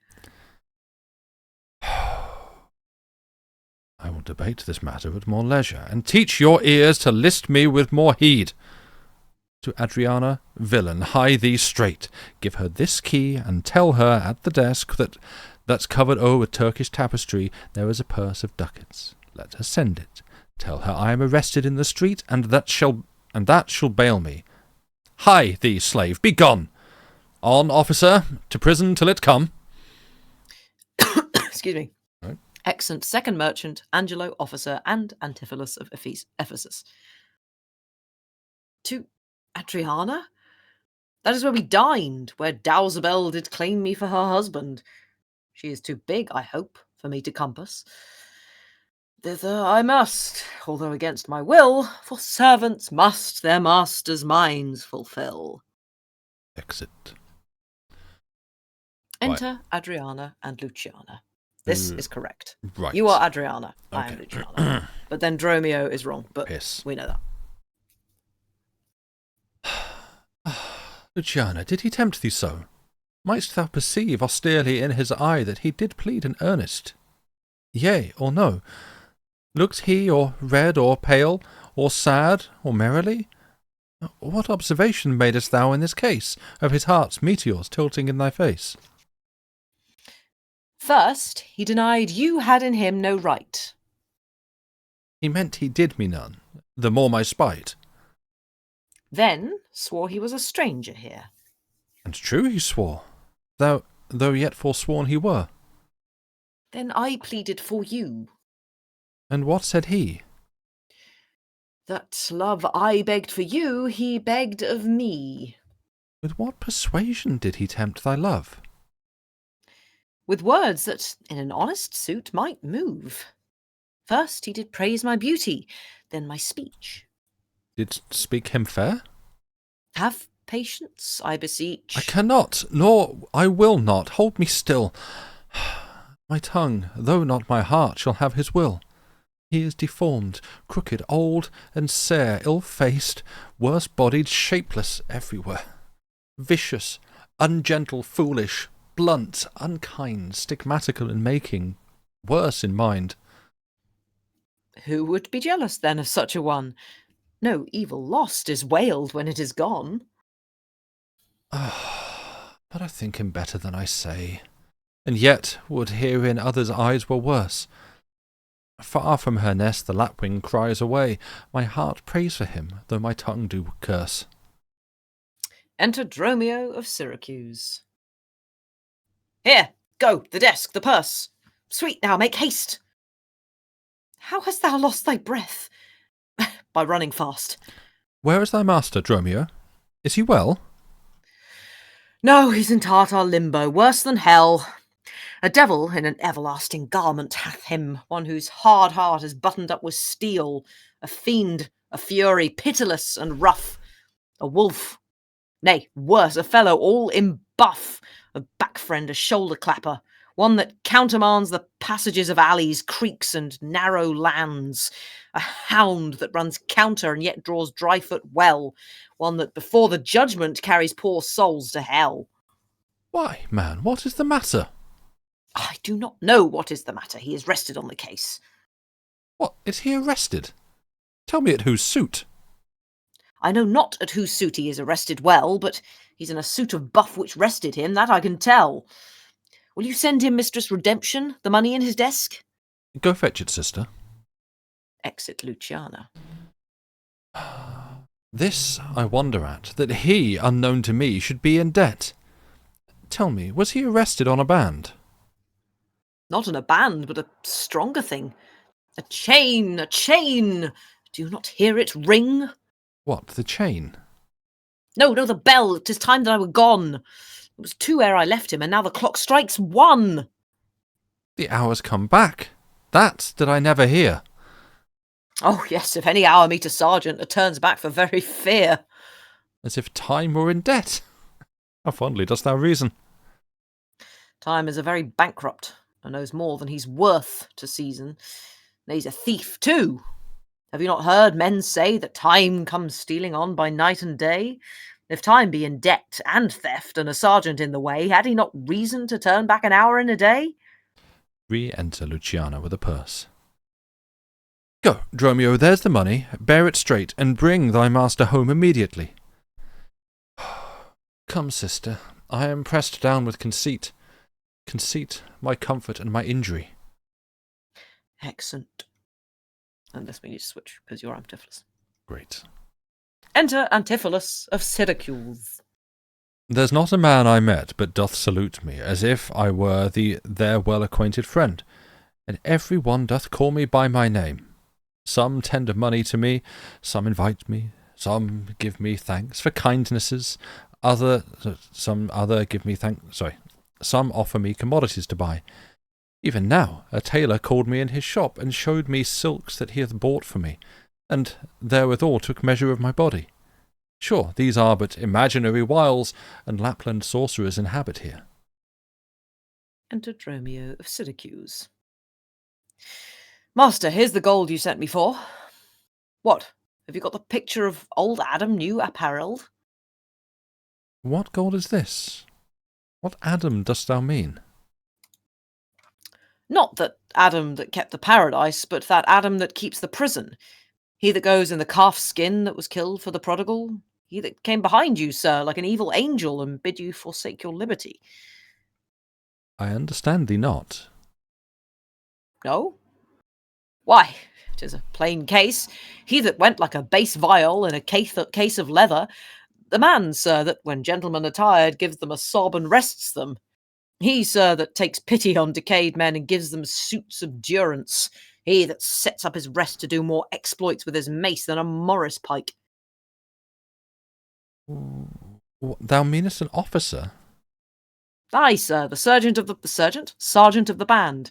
He that brings any man to answer it that breaks his band, one that thinks a man always going to bed and says, God give you good rest. Well, sir, there rest in your foolery. Is there any? Why, sir, I brought you word an hour since that the bark expedition put forth tonight, and then you were hindered by the sergeant to tarry for the hoy delay. Here are the angels that you sent for to deliver you.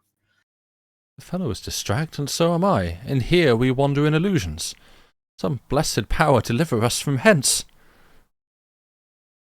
I can be the courtesan if you want. Yes, that's, yep. Enter courtesan. Yeah. Well met, Master Antipholus. I see, sir, you have found the goldsmith now. Is that the chain you promised me today? Satan, avoid! I charge thee, tempt me not. Master, is this Mistress Satan? It is the devil. Nay, she is worse. She is the devil's dam, and here she comes in the habit of a light wench. And thereof comes that the wenches say, God damn me. That's as much to say, God make me a light wench. It is written, they appear to men like angels of light. Light is an effect of fire, and fire will burn. Ergo, light wenches will burn. Come not near her. Your man and you are marvellous merry, sir. Will you go with me? We'll mend our dinner here. Master, if you do, expect spoon meat, or bespeak a long spoon. Why, Dromio? Marry, he must have a long spoon that must eat with the devil. Avoid then, fiend. What tell'st thou me of supping? Thou art, as you are all, a sorceress. I conjure thee to leave me and be gone. Give me the ring of mine you had at dinner, or for my diamond the chain you promised, and I'll be gone, sir, and not trouble you. Some devils ask but the parings of one's nail, a rush, a hair, a drop of blood, a pin, a nut, a cherry stone, but she, more covetous, would have a chain. Master, be wise, and if you give it her, the devil will shake her chain and fright us with it. I pray you, sir, my ring, or else the chain. I hope you do not mean to cheat me so. Avaunt, thou witch! Come, Dromio, let us go. Fly, pride, says the peacock. Mistress, that you know. Exeunt Antipholus of Syracuse, and Dromio of Syracuse.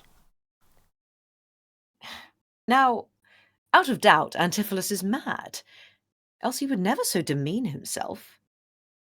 A ring he hath of mine worth 40 ducats, and for the same he promised me a chain.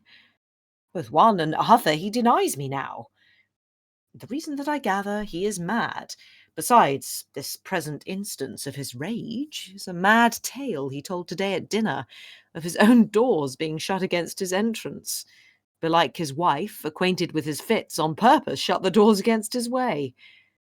My way is now to hie home to his house, and tell his wife that, being lunatic, he rushed into my house and took perforce my ring away. This course I fittest choose, for 40 ducats is too much to lose. Exit. Act 4, Scene 4. I'm just going to close my window 1 sec. Okay.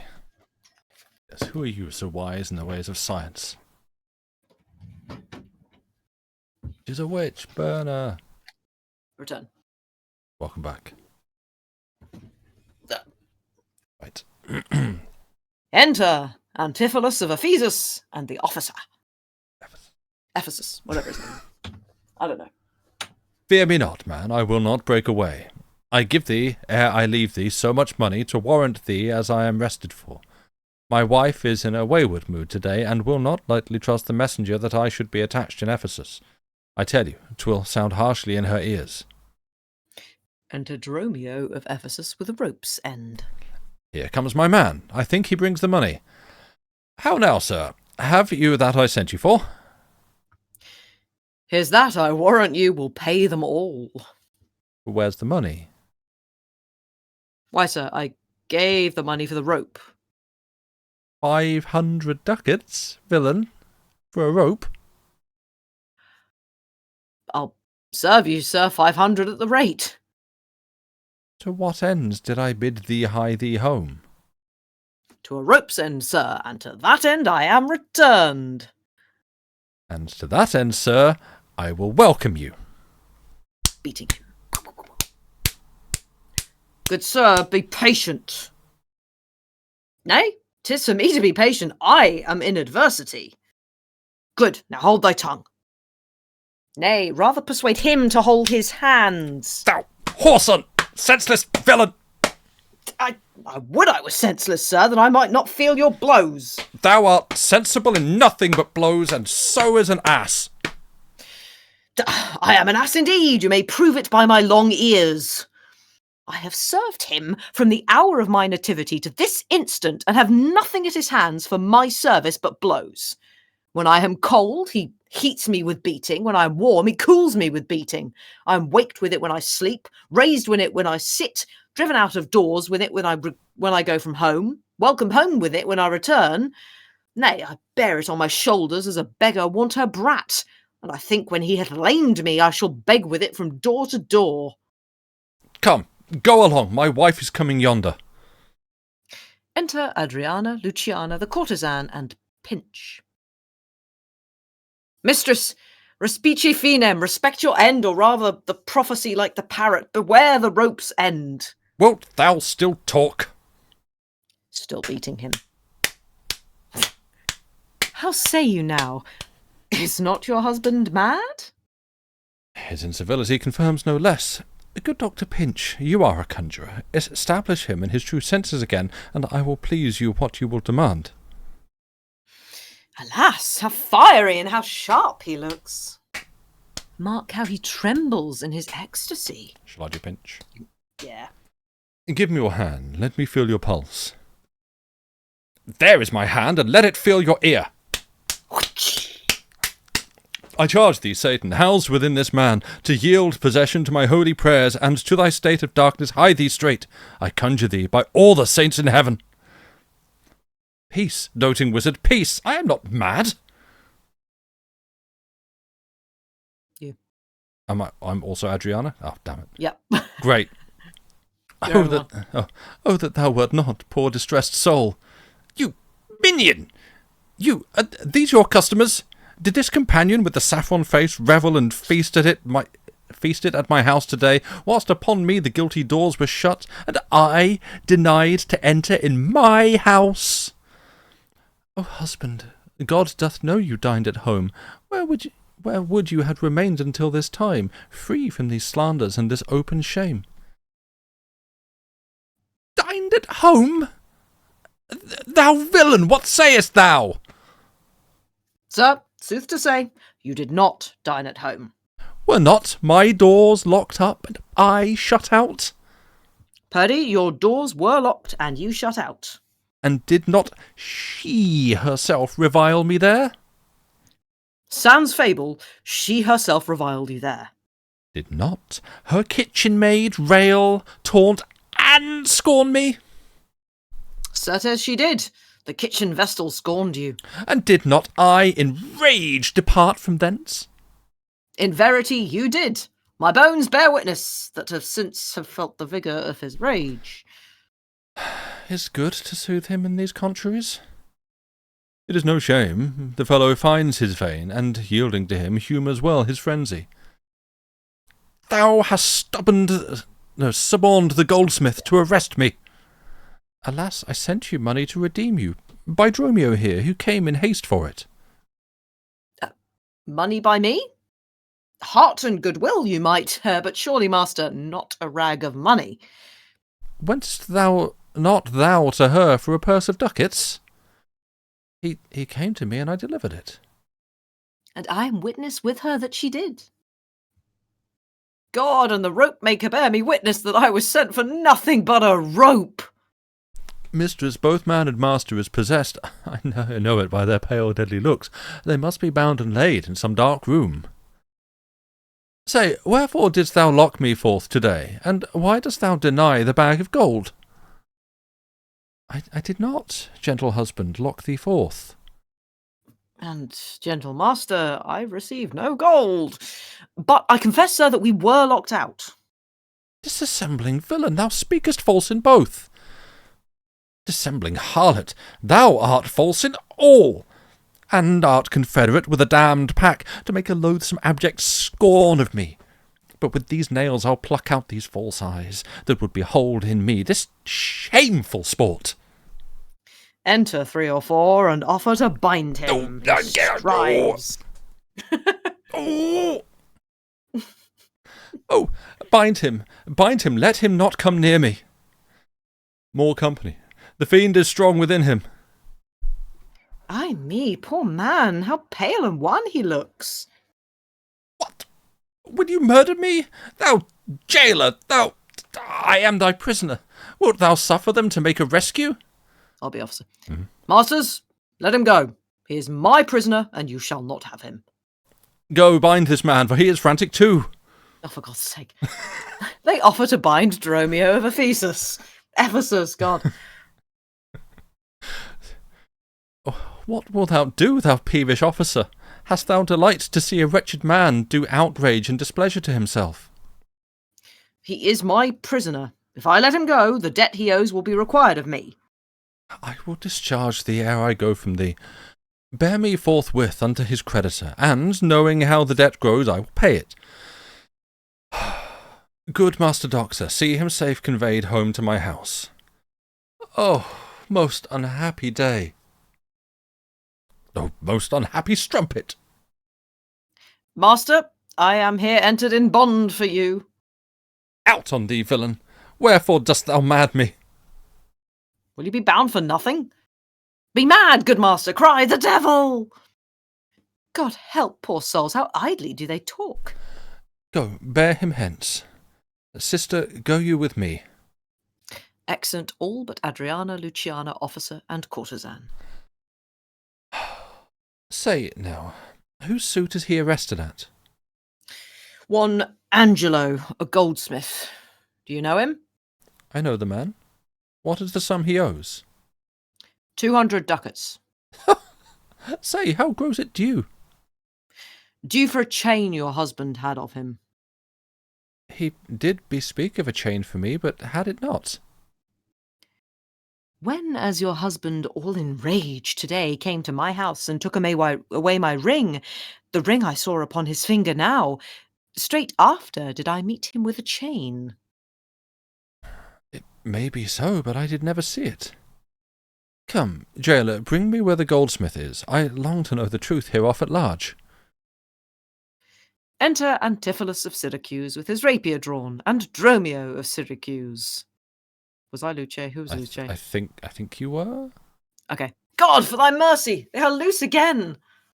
And come with naked swords. Let's call more help to have them bound again. Away! They'll kill us! Exeunt all but Antipholus of Syracuse and Dromio of Syracuse. I see these witches are afraid of swords. She that would be your wife now ran from you. Come to the centaur. Fetch our stuff from thence. I long that we were safe and sound aboard. Faith, stay here this night. They will surely do us no harm.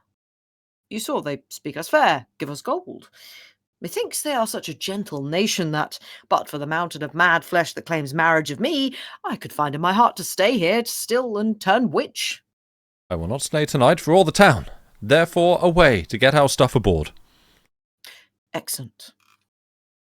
This is getting insane. Please hope that I marked up Act 5 correctly. Looks like you have done. Good. Yes, I think you have. Right, let's do this. I'm second merchant. Act 5, Scene 1. Everybody's an idiot. And also in the scene. Yes. Oh, yeah, you do think, because I'm Angelo. Enter second merchant and Angelo. I'm sorry, sir, that I have hindered you, but I protest he had the chain of me, though most dishonestly he doth deny it. How is the man esteemed here in our city? Of very reverend reputation, sir, of credit infinite, highly beloved, second to none that lives here in the city. His word might bear my wealth at any time. Speak softly. Yonder, as I think, he walks. Enter Antipholus of Syracuse and Dromio of Syracuse. 'Tis so, and that self-chain about his neck which he forswore most monstrously to have. Good sir, draw near to me, I'll speak to him. Signor Antipholus, I wonder much that you would put me to this shame and trouble, and not without some scandal to yourself, with circumstance and oaths so to deny this chain which you now wear so openly. Besides the charge, the shame, the imprisonment, you have done wrong to this my honest friend, who, but for staying on our controversy, had hoisted sail and put to sea today. This chain you had of me, can you deny it? I think I had. I never did deny it. Yes, you did, sir, and forswore it too. Who heard me to deny it or forswear it? These ears of mine, thou knowest, did hear thee. Fie on thee, wretch! 'Tis pity that thou livest to walk here where any honest man resort. Thou art a villain to impeach me thus. I'll prove mine honour and mine honesty against thee presently, if thou darest stand. I dare and do defy thee for a villain. They draw. On guard, have at thee. Ka-ching, ka-ching. Enter Adriana, Luciana, the courtesan, and others. Hold, hurt him not, for God's sake, he is mad. Some get within him, take his sword away. Bind Dromio too, and bear them to my house. Run, master, run! For God's sake, take a house! There is some priory. In, or we are spoiled. Exeunt Antipholus of Syracuse and Dromio of Syracuse to the priory. Enter the Lady Abbess Emilia. Be quiet, people. Wherefore throng you hither?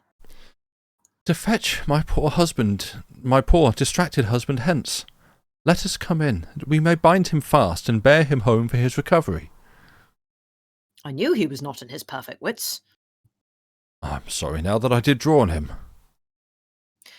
How long hath this possession held the man?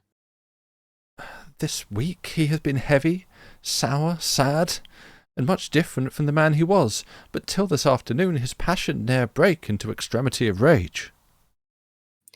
Hath he not lost much wealth by wreck of sea? Buried some dear friend? Hath not else his eye strayed his affection in unlawful love? A sin prevailing much in youthful men who give their eyes the liberty of gazing. Which of these sorrows is he subject to? To none of these, except it be the last, namely, some love that drew him oft from home. You should for that have reprehended him. Why, so I did. Aye, but not rough enough. As roughly as my modesty would let me. Haply in private. And in assemblies too. Aye, but not enough. It was the copy of our conference. In bed he slept not for my urging it. At board he fed not for my urging it. Alone it was the subject of my theme. In company I often glanced it. Still did I tell him it was vile and bad. And thereof came it that the man was mad. The venom clamours of a jealous woman poisons more deadly than a mad dog's tooth. It seems his sleeps were hindered by thy railing, and therefore comes it that his head is light. Thou say'st his meat was sauced with thy upbraidings. Unquiet meals make ill digestions, thereof the raging fire of fever bred. And what's a fever but a fit of madness? Thou say'st his sports were hindered by thy brawls. Sweet recreation barred, what doth ensue but moody and dull melancholy, kinsman to grim and comfortless despair? and at her heels a huge infectious troop of pale distemperatures and foes to life. In food, in sport, and life-preserving rest to be disturbed would mad or man or beast. The consequence is then thy jealous fits have scared thy husband from the use of wits. She never reprehended him but mildly when he demeaned himself rough, rude, and wildly. Why bear you these rebukes and answer not? She did betray me to my own reproof. Good people, enter and lay hold on him. No, not a creature enters in my house. And let your servants bring my husband forth. Neither. He took this place for sanctuary, and it shall privilege him from your hands till I have brought him to his wits again, or lose my labour in assaying it. I will attend my husband, be his nurse, die at his sickness, for it is my office, and will have no attorney but myself, and therefore let me have him home with me. Be patient, for I will not let him stir till I have used the approved means I have, with wholesome syrups, drugs, and holy prayers, to make of him a formal man again. It is a branch and parcel of mine oath, a charitable duty of my order. Therefore depart, and leave him here with me. I will not hence and leave my husband here, and ill it doth beseem your holiness to separate the husband and the wife. Be quiet, and depart. Thou shalt not have him. Exit. Complain unto the Duke of this indignity. Come, go, I will fall prostrate at his feet, and never rise until my tears and prayers have won his grace to come in person hither and take perforce my husband from the abbess.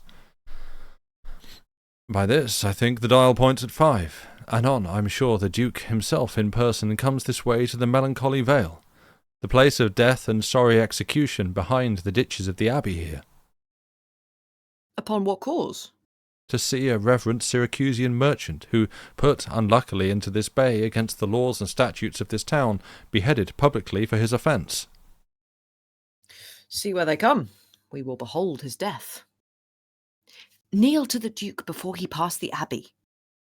Enter Duke Silenus, attended, Aegeon, bareheaded, with the headsman and other officers. Yet once again proclaim it publicly, if any friend will pay thee sum for him, he shall not die, so much we tender him. Justice, most sacred Duke, against the abbess! She is a virtuous and a reverend lady. It cannot be that she hath done thee wrong. May it please your grace, Antipholus, my husband, whom I made lord of me and all I had at your important letters, this ill day a most outrageous fit of madness took him, that desperately he hurried through the street with him his bondman, all as mad as he, doing displeasure to the citizens by rushing in their houses, bearing thence rings, jewels, and anything his rage did like. Once did I get him bound and sent him home, whilst to take order for the wrongs I went, that here and there his fury had committed. Anon, I wot not by what strong escape he broke from those that had the guard of him, and with his mad attendant and himself, each one with ireful passion, with drawn swords, met us again and madly bent on us, chased us away, till, raising of more aid, we came again to bind them. Then they fled into this abbey, whither we pursued them. And here the abbess shuts the gates on us, and will not suffer us to fetch him out, nor send him forth, that we may bear him hence. Therefore, most gracious Duke, with thy command, let him be brought forth and borne hence for help.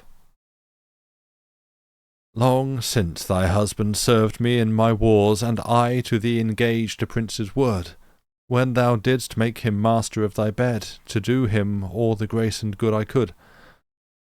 Go, some of you, knock at the abbey gate, and bid the lady abbess come to me. I will determine this before I stir. Enter a servant. Oh, mistress! Shift and save yourself. My master and his man are both broke loose, beaten the maids around, and bound the doctor, whose beard they have singed off with brands of fire. And ever as it blazed, they threw on him great pails of puddled mire to quench the hair. My master preaches patience to him, and the while his man with scissors nicks him like a fool. And sure, unless you send some present help between them, they will kill the conjurer. Peace, fool. Thy master and his man are here, and that is false thou dost report to us. Mistress, upon my life, I tell you true, I have not breathed almost since I did see it. He cries for you, and vows if he can take you to scorch your face and to disfigure you.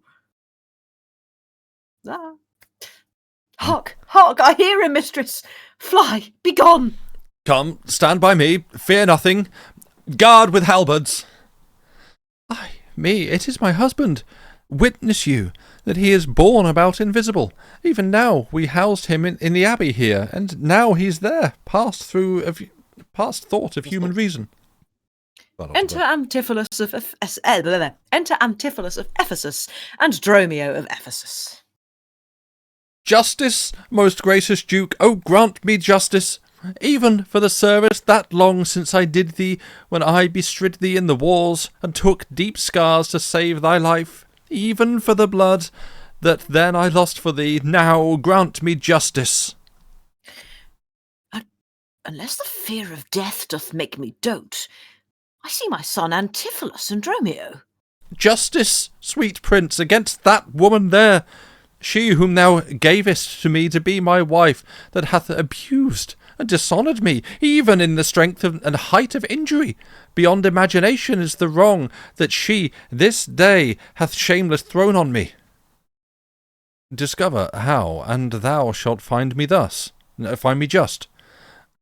This day, great Duke, she shut the doors upon me, while she with harlots feasted in my house. Sorry, it's just getting very Mark-keep here. It is, I'm going for it, yeah, and a grievous fault. Say, woman, didst thou so?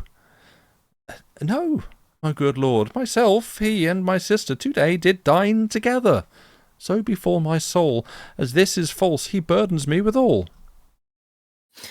Ne'er may I look on day, nor sleep on night, but she tells to your highness simple truth. Oh, perjured woman, they are both forsworn.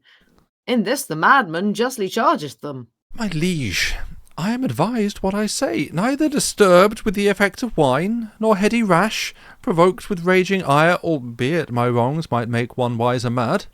This woman locked me out this day from dinner. That goldsmith there, were he not packed with her, could witness it, for he was with me then, who parted with me to go and fetch a chain, promising to bring it to the Porpentine, where Balthazar and I did dine together. Our dinner done, and he not coming thither, I went to seek him.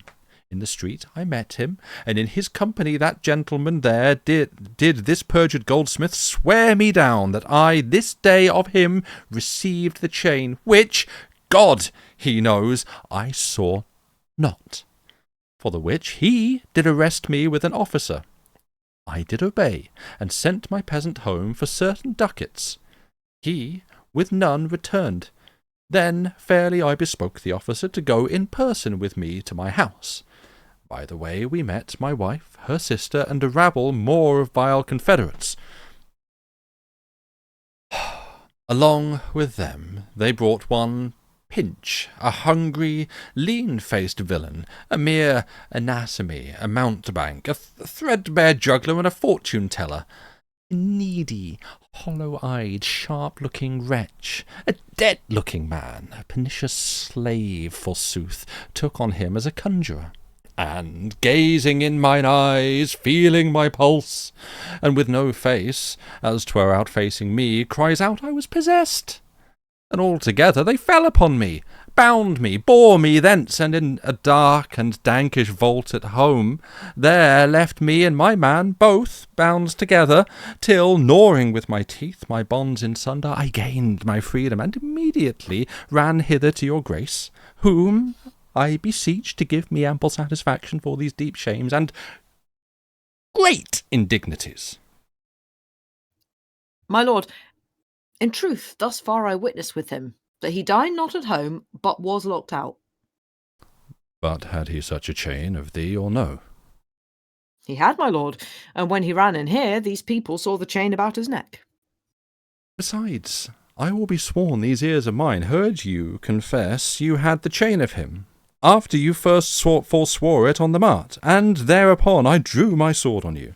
And then you fled into this abbey here, from whence I think you are come by miracle.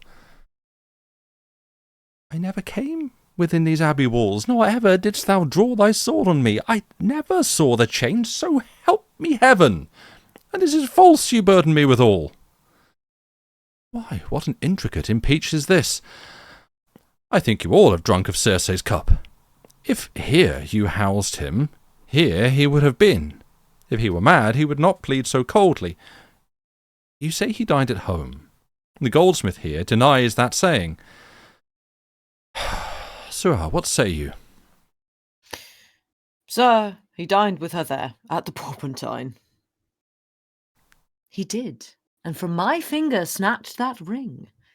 'Tis true, my liege, this ring I had of her. Saw'st thou him enter at the abbey here?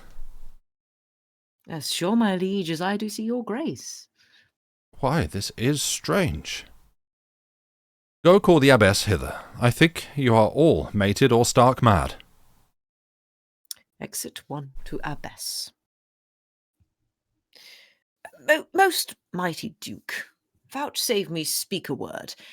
Haply I see a friend will save my life and pay the sum that may deliver me. Speak freely, Syracusian, what thou wilt. Is not your name, sir, called Antipholus? And is not that your bondman Dromio? Within this hour I was his bondman, sir, but he, I thank him, gnawed in my 2 cords. Now am I Dromio and his man unbound. I am sure you both of you remember me. Ourselves we do remember, sir, by you, for lately we were bound as you are now. You are not Pincher's patient, are you, sir? Why look you strange on me? You know me well. I never saw you in my life till now. Oh, grief hath changed me since you saw me last, and careful hours with time's deformed hand have written strange defeatures in my face. But tell me yet, dost thou not know my voice? Neither. Dromio? Nor thou? No, trust me, sir, nor I. I am sure thou dost. Ay, sir, but I am sure I do not, and whatsoever a man denies, you are now bound to believe him. Not know my voice? Oh, time's extremity, hast thou so cracked and splitted my poor tongue in 7 short years, that here my only son knows not my feeble key of untuned cares. Though now this grained face of mine be hid in sap-consuming winter's drizzled snow, and all the conduits of my blood froze up, yet hath my night of life some memory, my wasting lamp some fading glimmer left, my dull deaf ears a little used to hear. All these old witnesses, I cannot err. Tell me thou art my son, Antipholus. I never saw my father in my life. 7 years since, in Syracusa, boy, thou knows we parted. But perhaps, my son, thou shamest to acknowledge me in misery. The Duke and all that know me in the city can witness with me that it is not so. I ne'er saw Syracusa in my life. I tell thee, Syracusian, 20 years have I been patron to Antipholus, during which time he ne'er saw Syracusa. I see thy age and dangers make thee dote. Re-enter Amelia with Antipholus of Syracuse and Dromio of Syracuse. Most mighty Duke, behold a man much wronged. All gather to see them. I see 2 husbands, or mine eyes deceive me. One of these men is genius to the other, and so of these. Which is the natural man? Which is the spirit? Who deciphers them? I, sir, am Dromio. Command him away. I, sir, am Dromio. Pray, let me stay. Aegeon, art thou not, or else his ghost? Oh, my old master! Who hath bound him here? Whoever bound him, I will loose his bonds and gain a husband by his liberty. Speak, old Aegeon, if thou beest the man that hadst a wife once called Amelia, that bore thee at a burden 2 fair sons. Oh, if thou beest the same Aegeon, speak, and speak unto the same Amelia. Oh God, I'm both of them. If I dream not, thou art Amelia. If thou art she, tell me where is that son that floated with thee on the fatal raft? By men of Epidamnum he and I and the twin Dromio all were taken up. But by and by rude fishermen of Corinth by force took Dromio and my son from them, and me they left with those of Epidamnum. What then became of them I cannot tell, I to this fortune that you see me in. Why, here begins his morning story right. These 2 Antipholuses, these 2 so like, and these 2 Dromios, one in semblance, besides her urging of the wreck at sea, these are the parents to these children, which accidentally are met together. Antipholus, thou camest from Corinth first? No, sir, not I. I came from Syracuse. Stay, stand apart. I know not which is which. I came from Corinth, my most gracious lord. And I with him. Brought to this town by that most famous warrior, Duke Menaphon, your most renowned uncle. Which of you 2 did dine with me today? I, gentle mistress. I'll keep. Yep. And are you not my husband? No, I say nay to that. And so do I, yet did she call me so, and this fair gentlewoman, her sister here, did call me brother. To Luciana. What I told you then, I hope I shall have leisure to make good, if this be not a dream I see and hear. That is the chain, sir, which you had of me. I think it be, sir, I deny it not. And you, sir, for this chain arrested me? I think I did, sir. I deny it not. I sent you money, sir, to be your bail, by Dromio, but I think he brought it not. No, none by me. Wait, which is which? This purse of ducats I received from you, and Dromio, my man, did bring them me. I see we still did meet each other's man, and I was ta'en for him, and he for me, and thereupon these errors are arose. These ducats pawn I from my father here. It shall not need, thy father hath his life. Sir, I must have that diamond from you. There, take it, and much thanks for my good cheer. Renowned Duke, vouchsafe to take the pains to go with us into the abbey here, and here at large discoursed all our fortunes, and all that are assembled in this place, that by this sympathized one day's error have suffered wrong. Go, keep us company, and we shall make full satisfaction. 33 years have I but gone in travail of you, my sons, until this present hour my heavy burden ne'er delivered. The Duke, my husband, and my children both, and you the calendars of their nativity. Go to a gossip's feast, and go with me, after so long grief, such festivity. With all my heart I'll gossip at this feast. Exeunt all but Antipholus of Syracuse, Antipholus of Ephesus, Dromio of Syracuse, and Dromio of Ephesus. Master, shall I fetch your stuff from shipboard? Dromio, what stuff of mine hast thou embarked? Your goods that lay at host, sir, in the Centaur. He speaks to me.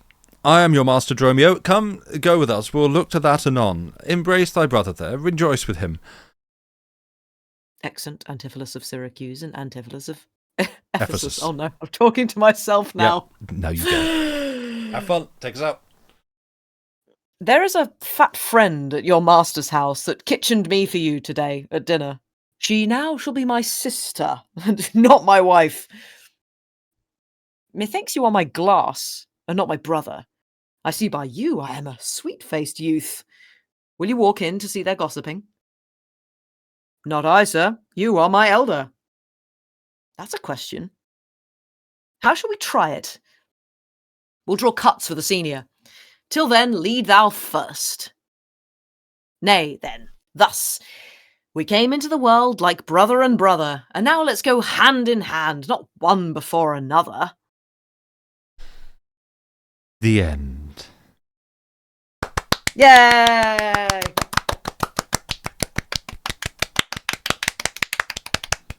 That was fun. I enjoyed that. They still cannot keep each other apart. I know. Like, come on, they've got to be wearing different clothes, for God's sake. Like, how did you change that quickly? Never a question. Yeah. Duke's like, kind of had plans. Yeah, a little bit. Oh, boy. It's one of those ones where it's like, kind of almost like A Tale of Two Cities as well, where you just kind of go, so the entire premise is that these people look alike. Like, that's it. Yeah, that like look exactly the same. That's it. Yes. Okay. Yeah, maybe everyone in this play needs glasses. Yeah, should have gone to Specsavers. Should be like the end of this play. Well, voice actor, thank you, Arian. We tried. It's quite difficult to work out who's who. That was it probably would have helped if I'd like not mentally checked out halfway through and marking this up. But also the script. Well, you checked back in again. I did after taking a break and coming back.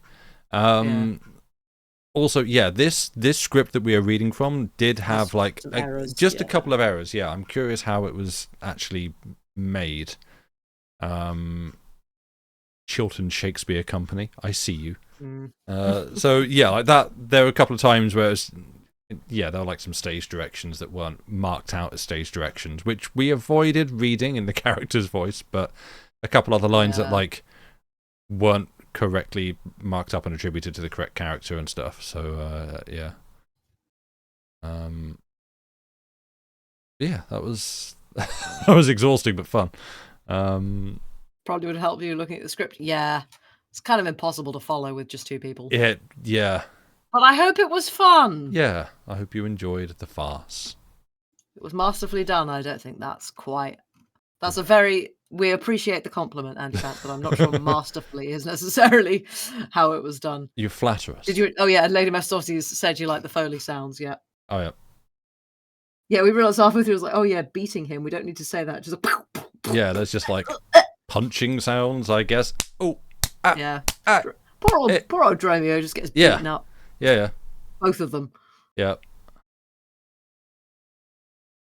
You could tell most of the characters apart. Oh, that's good then. Damn. Hooray. I do enjoy how very Mark Heap you went. I was literally, for that, for the whole, second section, I was just like, who are you doing? This reminds me of someone. Who is this? And then it was not until literally the last scene. It's like, you're doing Mark Heap. I just realized this indignant fury that he's got is absolutely Alan Statham. Yeah, it's this is Alan Statham. Yeah. In the middle of a bunch of people telling him something that he kind of knows might be true, but is absolutely livid at the thought. Yes, I don't think you're right. I didn't know. I was doing something different. Yep. Yeah. It wasn't me. No. Didn't happen. Nope. Nope. You're wrong. One scene away from bursting out of a locker in his underpants playing a flute. Playing a recorder. Recorder, that was it. It's a recorder. Yeah. And he turns out can actually play it. Yeah. The Panic Servant was very good too. Oh, thank you. I was like, what accent do I do for this? I don't know. It's just panic. Well.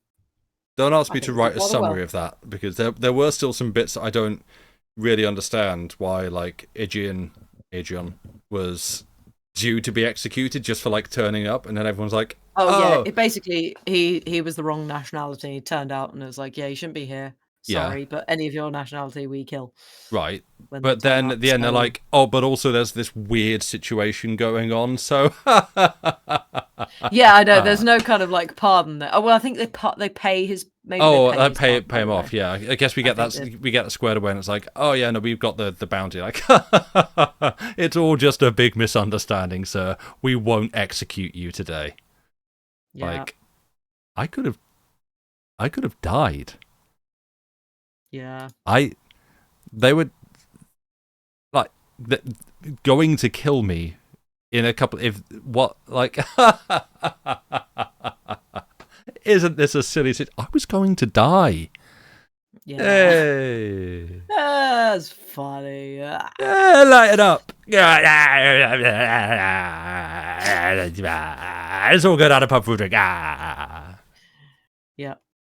Yeah, welcome to Shakespeare comedy. Credits and... Yeah. Yeah. I introduced Lucy to Police Squad the other day. Just like some highlights. Yeah. So, yeah. But that brings us to the end of this. Oh, boy. Yeah. So, I'll be back tomorrow for some fictional science. Sci-fi. Yeah. I've read some stuff. I think I've got enough. I'm pretty sure I've got enough for tomorrow, but I need to actually prep what and a running order, so I still need to do some of that. Mm-hmm. But yeah, we're gonna go. So see you tomorrow. Yeah. But thank you for being here. Yep. And thank you for putting up with our... I think we did a pretty good job, to be honest. To be honest. For me, what is, and I you too, frankly, a cold reading of that. Oh yeah, absolutely. Not even skimmed it. Neither of us had read that before, so no. I was literally just skimming through, marking up the names and characters and stuff, and read a summary to get a rough idea of broadly what was happening, but essentially neither of us had read those words before reading them cold straight off the page. So yeah, I think we did all right. We did a pretty good job. Yeah.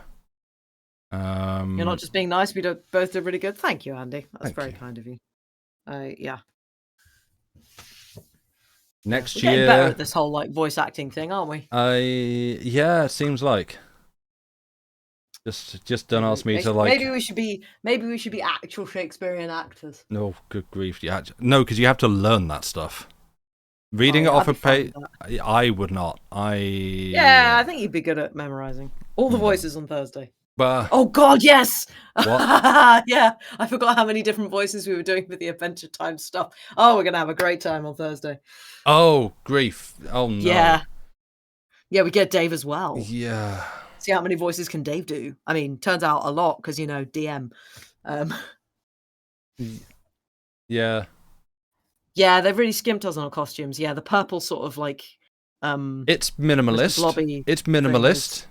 Yeah, it's minimalist. This is, Baz Luhrmann did the whole what if it was everything modern apart from the dialogue. You had Shakespeare in a phone box. You had 5-minute Shakespeare. It's been put through so many different it's been blended up into so many different emulsions and reformed into whatever the hell. This is our production.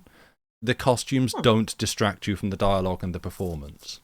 Yeah, exactly. So yeah. I'm also very excited for Thursday. Yeah, so it's going to be great. I had forgotten what Dave is in for a time. Yeah, I need to get. I mean, we're all in for a time. Yeah, I need to get my OBS set up for that again, but that is not tonight's nor tomorrow's job. Not tonight. Now we rest.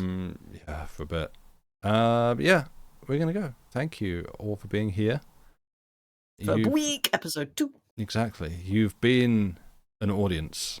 You've been an excellent audience. No one has thrown anything. Yeah, that is true. They tried, impressed. But we don't have that command historically here. Inaccurate. How could you, chat?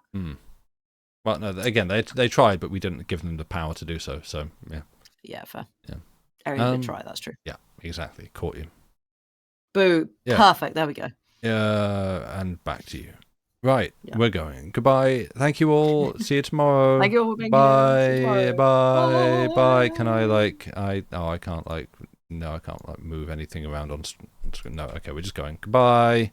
Bye. Bye.